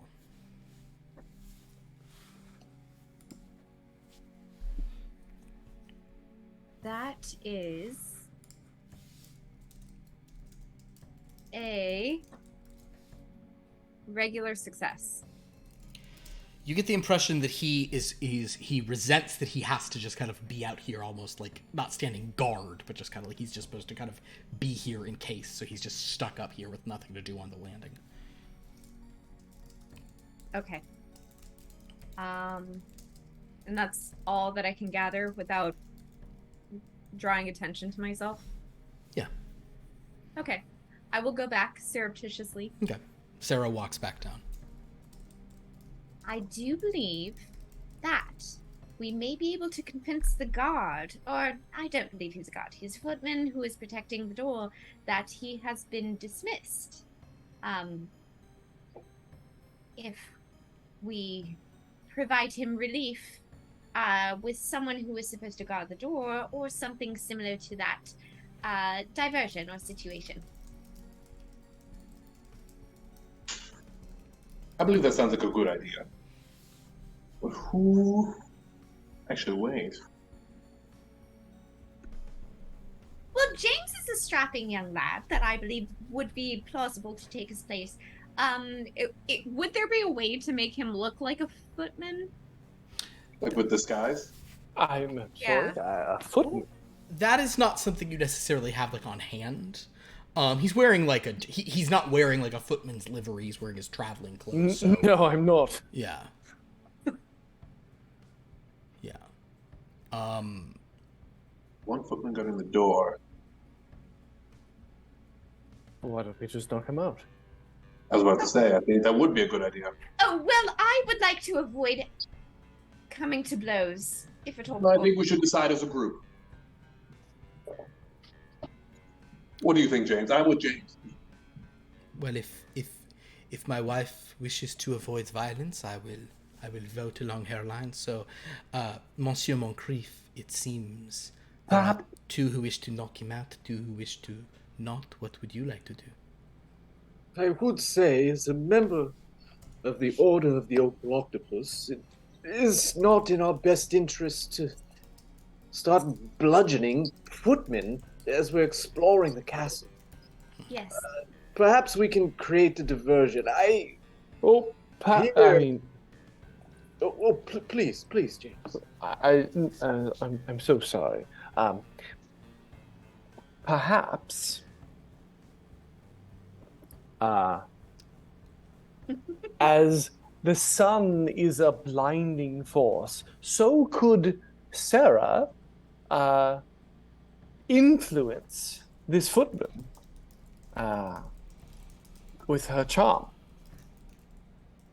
That is true. I could certainly try that. He did seem very displeased to be there, and he did seem to be very bored. So perhaps if we presented him with a situation that would be more exciting than guarding a door. However, footmen are very bound to duty, as you well know, James. I'm sure James knows about that. Yes. Yes. So we I do. must provide him relief for that. So we would need someone to stand in his stead. As far as I'm concerned, this is all speculation, of course. My vote for Victor. Right. I do appear trustworthy. Exactly. He's a trustworthy, good old chap. And with his hearing problems, I think he would. Oh, and she'll approach Dr. Faust and say, he's actually not hard of hearing. That was my mistake. I'm so sorry. I'm so sorry, Victor. I'm so sorry. And Dr. Faust, with his poor medical knowledge, I'm going to says, say He's like, no, he's actually hard of that hearing. that is according not my diagnosis. I'm going to say look at the that puffiness of his ears at and this say, time, just I kind don't of know. given the length of time you've all sort of spoken here, kind of in proximity, you actually do hear someone saying, "Hello, hello," and that footman starts like coming, like looking down the stairs and saying, "Oh, can I help you?" Oh, Yes. Yes, my young man. We've been sent by. Make a luck roll. Make a luck roll. Let's see if you picked up the guy's name. Make a luck roll. Oh, it's really rough for you. Do it anyway. Right. Nope. Okay. You don't know the guy's name. I would like You'd like to Can what? I? charm. Can I? we- make James a- is talking. You can attempt in a moment. We've been sent by, and I looked at Etienne to by his name is I'm so embarrassed. Etienne has I guess I'll roll like Victor and Faust. Why don't you two make luck rolls on this guy's name? I'm gonna say Sarah. It would have been much less likely for you to have overheard it. All right, a luck roll. Etienne doesn't know. Just make a luck roll for Victor and Faust. Nope. I got it. 41. 41 is under your 60, yes. So Faust, you know that the man's name, it makes sense because you overheard a footman while they were carrying the girl up. They called him Mr. Haven. Mr. Haven. Yes, Mr. Hayden. Yes. Can I Has requested your presence. It's only for a short time, and I apologize for having to come up here like this. But I feel like I'd I don't think it's really one of your, it's typically, I think you are pretty darn good at, like, actually, no. Are you? No, I'm not good at persuading. Are you good at charm? It's charming. Your charm. Okay, go ahead and roll a charm then. That's fine. We can say that it's a charm. Just gotta get this away. This can't be persuasion, but I'd allow charm or fast talk is really what this is when you kind of try to like. Yeah. That's a success. A success. He kind of hears this and just says, "All right. You wanted to speak with me? Are you sure you're all not lost?" But he kind of is walking down the steps.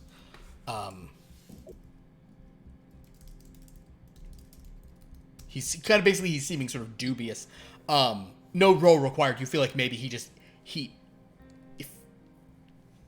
on the edge. He's listening, but if anybody else wants to say anything to sway him, now would be a moment. I would like to charm. Okay. Damn it, I want the charm. We all want to charm this guy. Can we just charm this dude? Part success. Is he handsome?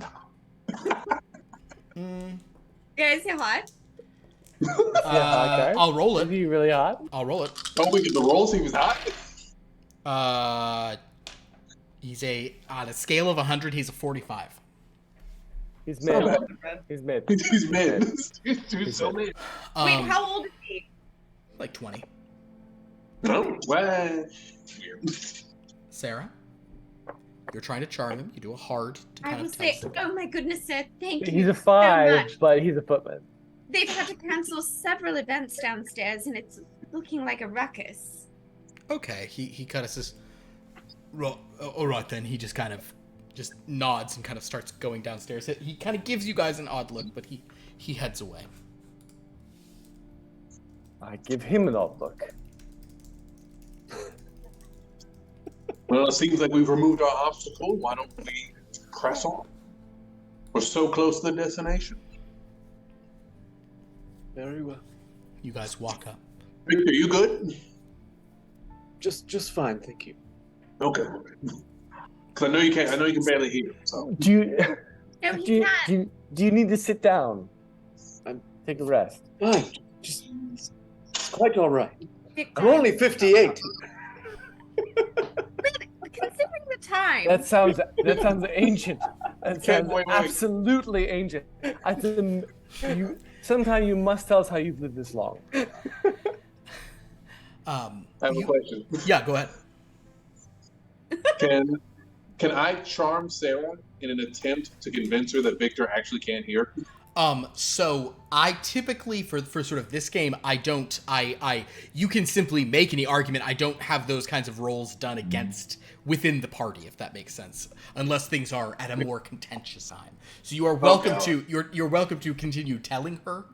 But as for actually like mechanically telling her, that would come at a different circumstance. So I want to gaslight everyone. To think understood. Yeah. Roll. There really should be a gaslight skill on here. Come to think of it. I would abuse the crowd. Yeah. Girl boss. Ghosts. There's no ghosts. There are. I mean, there are 3 lights, guys. There's 5 lights. No. 6 There are lights. 4 lights. Nah, there's 5. There's 3. 4 Don't worry lights. about it. In any event, yes, you guys are now up on that top floor, and you see there's a door. Is it? Can I check to see if it's locked? It does not appear to be locked. Well. It's unlocked. Why don't we? James, I'm sure you'll want to knock first.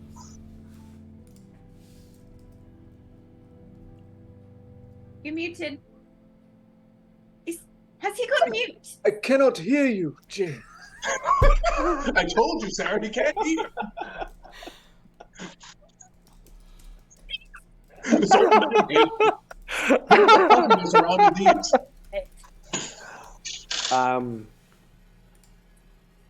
I mean, Doctor, if you'd like to, I don't want to get in your way. You are quite excited about Well, you're the gentleman of the group. I'm sure you wouldn't want to enter a lady's room without knock.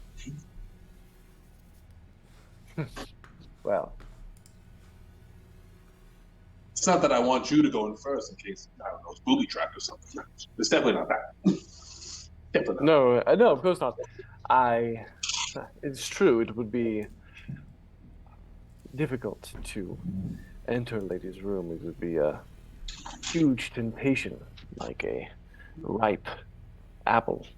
Yeah, it's like a succulent peach, of course. Oh. Like, As they're talking, Victor just pushes by them and goes and opens the door. Understood. So as they I really don't think he was listening to us.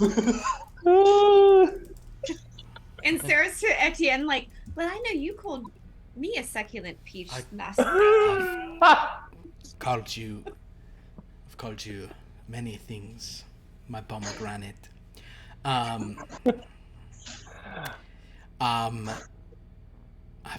have many names for you, my sin pocket. So as Victor heads into the door, you open it, and you hear a sort of a soft kind of like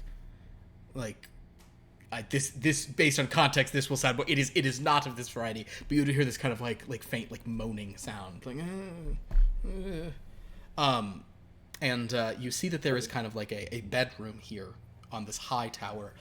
There is a window open, letting in kind of the purple-tinged moonlight due to the mists that are sort of swirling in fogs outside. In a bed is that young woman. She's kind of like moving slightly and like muttering softly. Her dress is like next to her, but she's like just in whatever clothes were on under that. Just like slung over a chair, kind of without any sort of care taken. She's just kind of moaning softly in her bed, kind of like moving, kind of sleeping fitfully. I approach her to get a better look. She is she's probably like 22 or so. Fairly thin, looks honestly a little like, perhaps a little malnourished. Her hair is very long and kind of tangled in places. She doesn't seem to be in great shape. Very thin, very kind of sickly. Dark circles under her eyes. She's just kind of moaning, like her mouth. My dear. Can you hear me?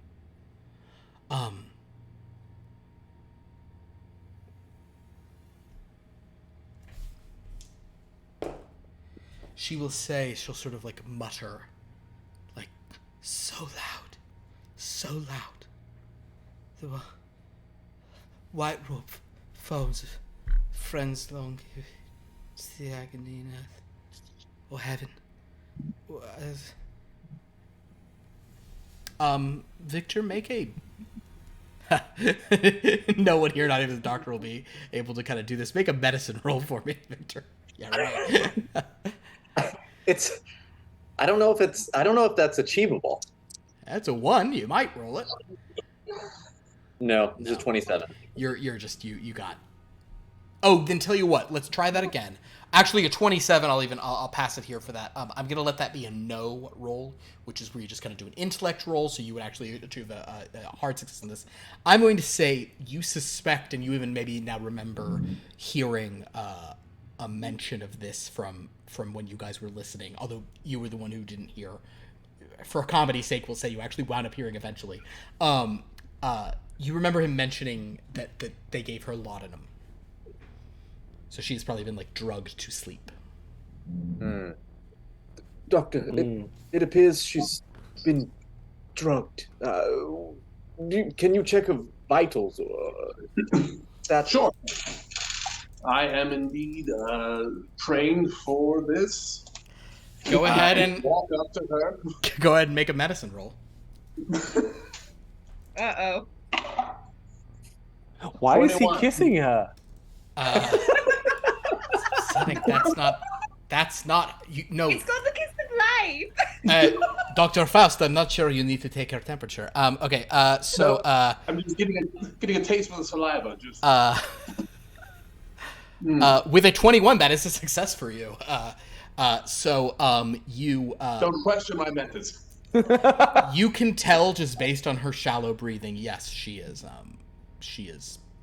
or kind of her, like, the way she's breathing, the way she's, like, unresponsive to kind of being shaken. You suspect she's had, like, a sleeping draft. You don't know what's in those, but it seems to do this. Like, after doing my medical evaluation, giving her the kiss of life, I can see that this woman's definitely been drugged. Other than that, she seems fine. Can I look around her room? Absolutely. Make a spot hidden roll. I think I got a 2. A 2, a 0-0, and then a 2? 0-0-2. I got a 2. Ooh. That, for your spot hidden, that is technically a vital success. Nice. So, Faust, you glance around. You very immediately know that this is not her room. This is oh, and make sure you check medicine because you did shockingly succeed at medicine. As you kind of glance around here, this isn't her room. You see there's like a little bag kind of next to the bed, which you're fairly confident just has like some her clothes. It's just her little traveling bag. This room seems to be, unlike kind of other parts of the castle, maybe a little older, a little less nice, as your eyes sweep along kind of sort of the various like tapestries or paintings or furniture up here. It all seems to be older, not in as good of repair. Something that is kind of strange, though, Dr. Faust, is that with your vital success, there is a figure sort of standing in a dark corner. And you see this sort of face staring in the darkness. What is effectively happening here, Dr. Faust, is that your vision is so keen, you're seeing into the spirit world in this dark corner. There is a figure watching this kind of man. He sort of shades of gray, but his skin seems like maybe like was if there were any saturation, maybe sort of olive hued. But it's kind of cadaverous and sort of thin, with these intense eyes sort of peering into the room. And he's just staring at the woman in the bed.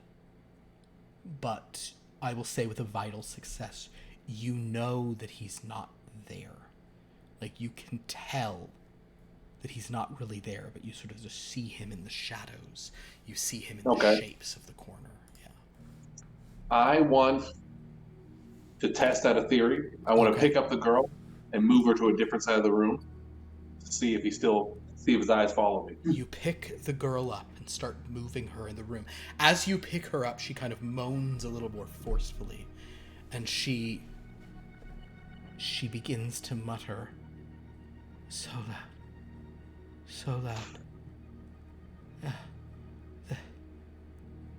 The loot isn't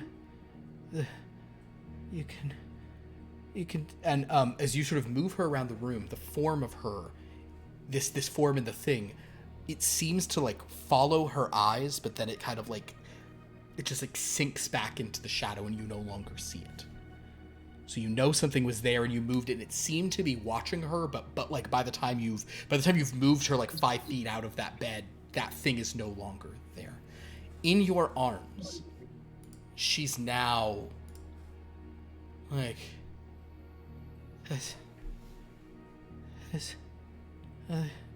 for crying out loud, you know I love you. For crying out loud, you know I love you. Lord.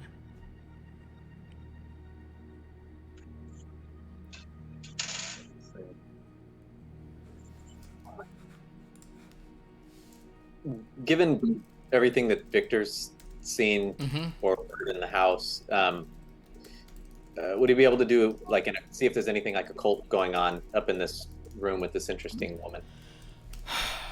You may make an occult roll. That is fine.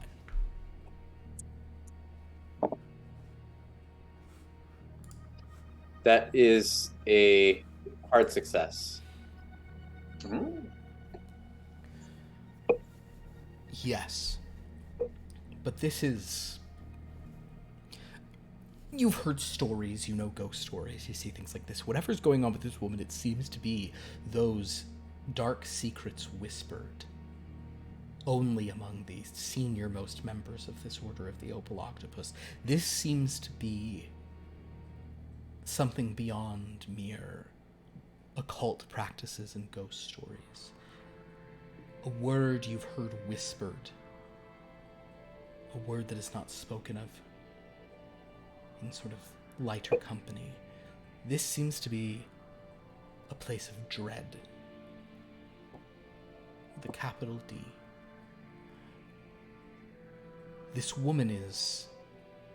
she's not merely piercing the boundary of life and death. She's piercing something else. And I think if Dr. Faust had shared the fact that Haven was taking notes of what she was saying, there may sort of, now that you hear her muttering these things, I'll tell you what. Here in this moment, your occult is already so high, I want you to make a power roll for me as you force your mind.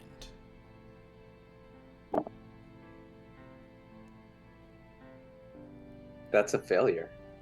Failure. What did you roll? I rolled a 90. No. Victor, would you like to push this roll? Let's push the roll. All right, so this is a mechanic we haven't done yet. He's pushing a roll. Yeah. He's going to try to do this again, just kind of like double down, try to do it harder. If he fails again, there will be a very negative consequence. It's a success now. A success this time. All right, normal success? Normal success. With a normal success,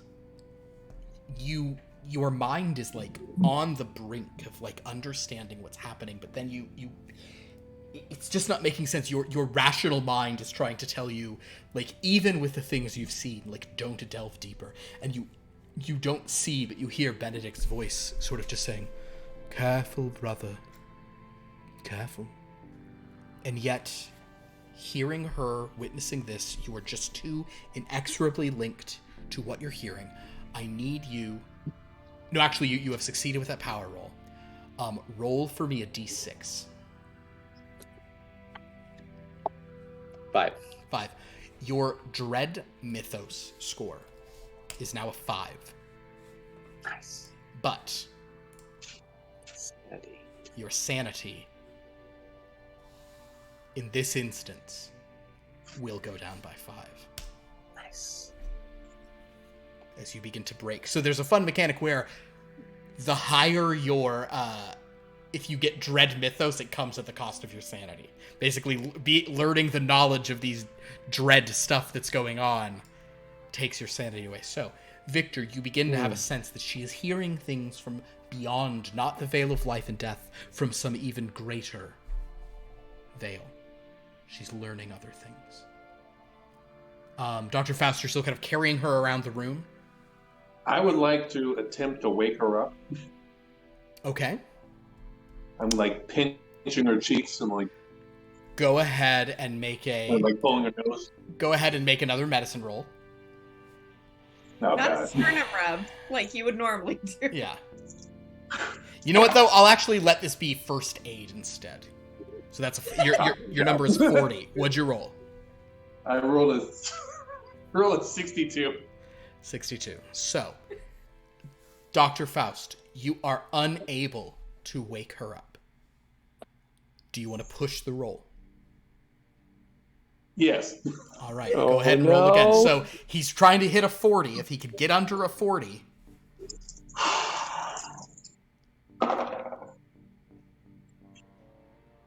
Oh no. What'd you Is roll? it a 13? I got an 86. 86. 13 would have been a success, but I think so. Basically, you're trying to wake her up. You're trying to kind of do this. You in fact do you're like pinching her nose to try to like get her to wake up because she can't breathe.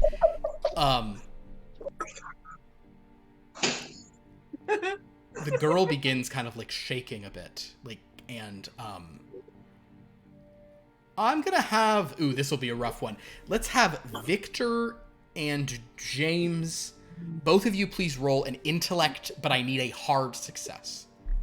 Kind of for you to like understand whatever's going on here. To kind of have these sort of like passing medical knowledge for this. Extreme. Extreme? Okay. Got a 5. Oh, 5. Great. James?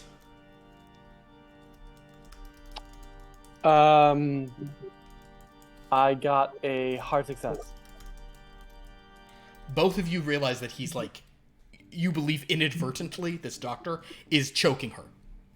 Yeah. She's in trouble. Yeah. Put her down, Doctor. It's yeah. Yeah. No, A bit too zealous. Yes, of course you were. Of course. It's I mean, yes, of course. So basically, are you letting her go, Faust? Yeah, I'm letting her go. You let her go. She kind of just you put her back in the bed, and she's just she's kind of like she's not awake. She's like breathing kind of like harder now. Etienne's just watching all of this. Something interesting. Go ahead. Can I run to like comfort her? Like I know she's out of it, but Yeah, you can run to comfort her. okay. So Sarah kind of comes over. You put your hands on her, and Sarah, you feel her. You feel your hand on her chest as you're just trying to comfort her. You feel her desperately beating heart. Sarah, do me a favor and roll a power roll. Okay. We're okay. Up A at the little top. odd. Wait, I don't know if this is good or bad. It's an extreme success. It's a 4. I don't know if it's good or bad. No, it's a power. You have the willpower too. Oh, okay. You feel your teeth in your mouth, Mm-hmm. but you're not. You had dinner last night, so you're not. Yeah. So you're able to just kind of back away from her. But I'll say that you choose not to try to comfort her any longer. Okay. Doctor, I think you should not do that again in the future. For your future patients, I don't think it would be prudent. I'm sorry. I was just Oh no, I know you were I trying. was a little rattled. I wasn't myself. I completely understand. If you'd I like, saw something while I was holding that girl. if you'd like, I can try to rouse her. Etienne, yes. If you wish, or we can simply leave her be. I don't want to, upset I am us. adamant that we wake this girl. You wish to wake There's her? things I wish to ask her. I do not know if she is wakeable. I believe she is caught in between life nor death, nor this world nor that. What do you mean by that? Etienne comes to you like really intensely.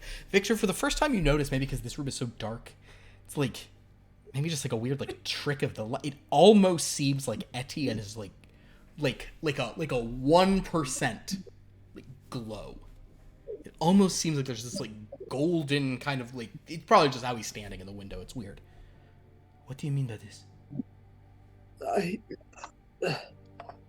Something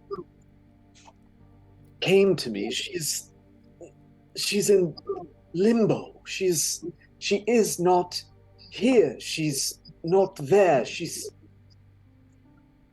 somewhere on a threshold of A threshold between one world and another? yes. Yes. Yes, I see. I do believe that I agree with the doctor. Perhaps it is imperative that we speak to this young woman. However,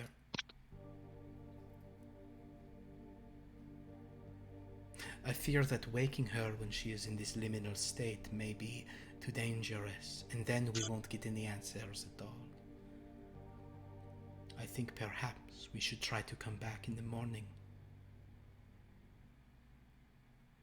But will she be here in the morning? I mean, you strike with me. That is Iron true. is hot. He looks at her and says, I wouldn't want anything to happen to her until we've learned what we need to learn. His kind of hand kind of like strokes her neck and like kind of just like very gently traces over kind of like the like light sort of like bruising wherever Dr. Faust was holding a little too hard, to try to wake her up. While this is happening, could I study the corner where I saw the thing? Absolutely. Make another spot hidden roll in the corner. 50.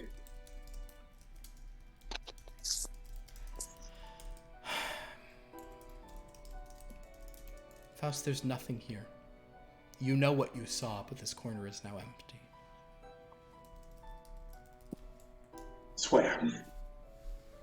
I need to sleep. Let's come back. Yes, in the morning. perhaps coming back is a good thing to do. It is time for me to get my wife to her room anyway.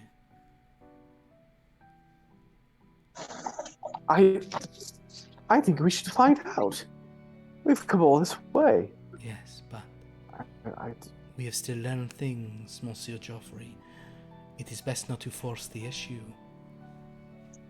We will learn more in the morning. all right. Did Victor have any type of, or did Etienne have any type of influence over Victor with the glowing or anything like that? No. No, you just notice, like, weird. Is this guy glowing? That's weird.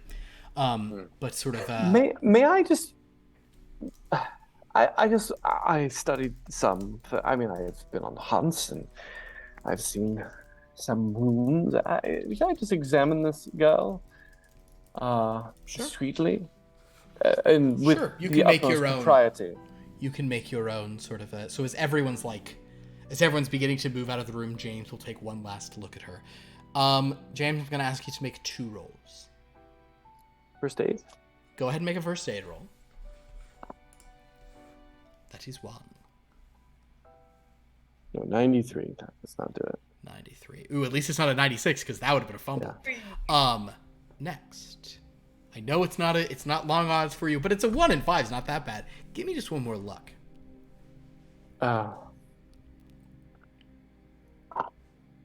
No, 85. 85.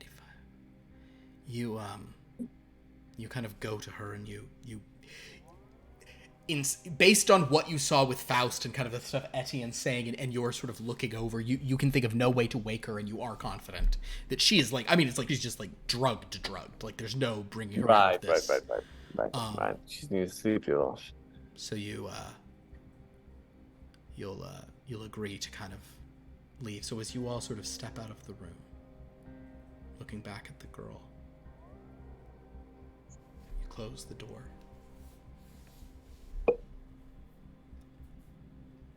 And she quietly mutters, "Go with dread," quoth the keeper.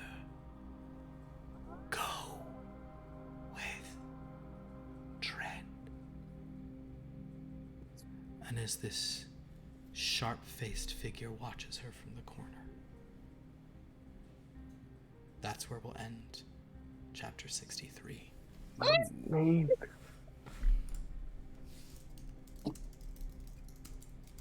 A lot of stuff going on here. Ooh, man. Hey, you know what was a cool thing I realized, like, right when we started, was I was like, oh, you know who Andrew doesn't know will be here with Sarah? You know who Andrew does not know who met Sarah and who came to this place? That's amazing.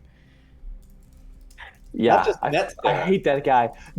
That's like the reason one of my characters committed suicide. Really? Yes, yes, that is he. You saw his power and said, "Okay, never mind." Yeah. For those of y'all in the chat and for Andrew, go watch the one shot with Sarah Quill. I know I know they're hard to find. We are working on getting some. It's chapter 54.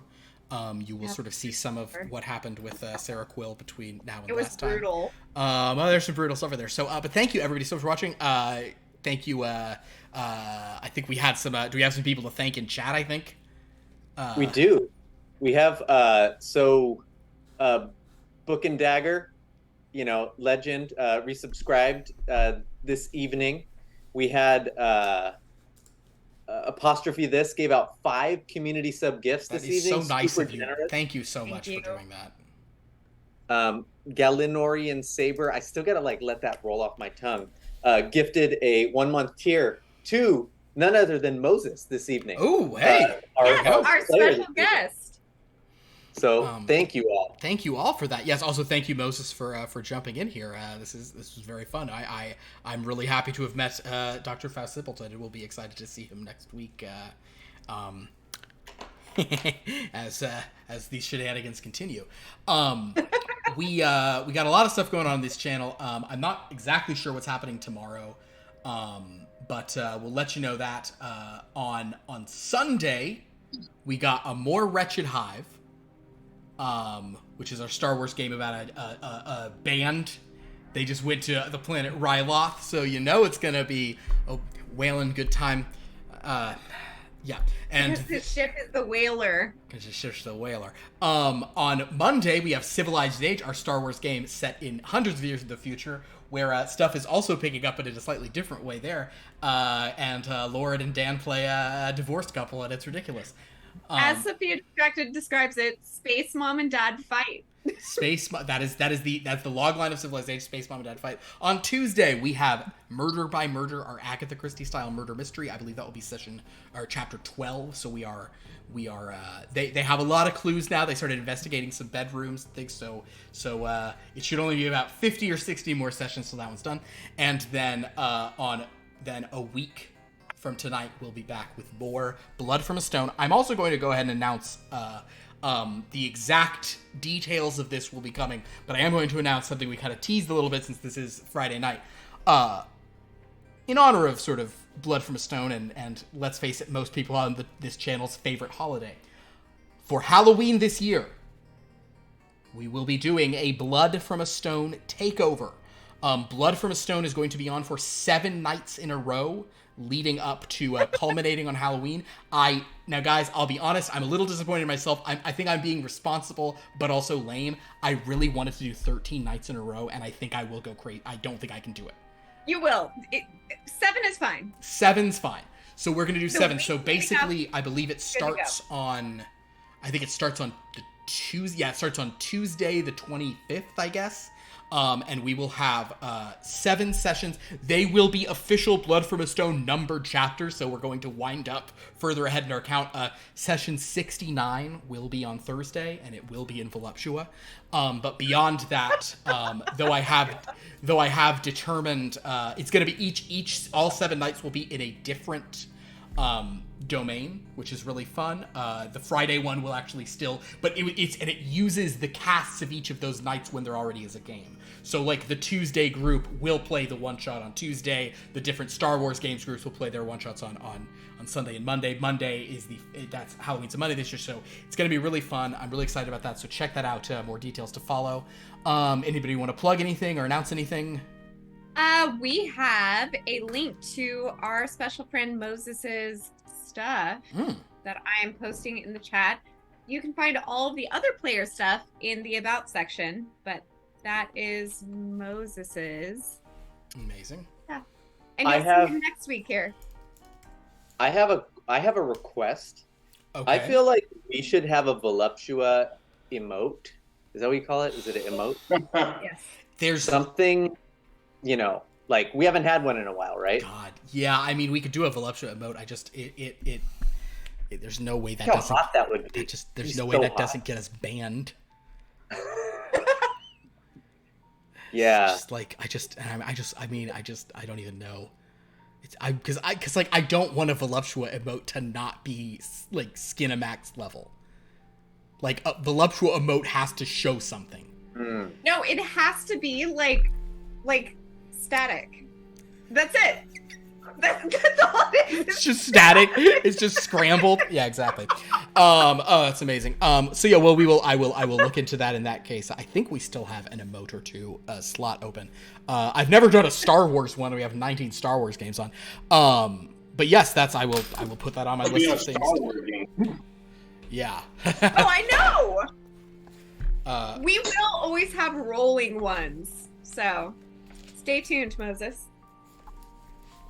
Anybody else with plugs or anything, or I know it's sure. On Tuesdays from 5 to 7 Pacific, I stream at Andrew's Trying. I do mostly indie games, but these weeks we're streaming Control, which is a creepy, spooky game. So it's very in line with this. It's very on point for this. Well, perfect. Well, also he posts announcements about his streaming on the Discord. Oh yes, I just posted the link to our Discord. Please join our Discord. You can see all the recaps and all the fun stuff there. Well, thank you everyone so much. It is now 10 p.m., which means in the Central Time Zone it's midnight. So my goodness. Thank you all so much for watching. This was a lot of fun. Join us next week and for all the other crazy games we do. Until next time. The Dread Clock stands at 6. Have a dreadful night.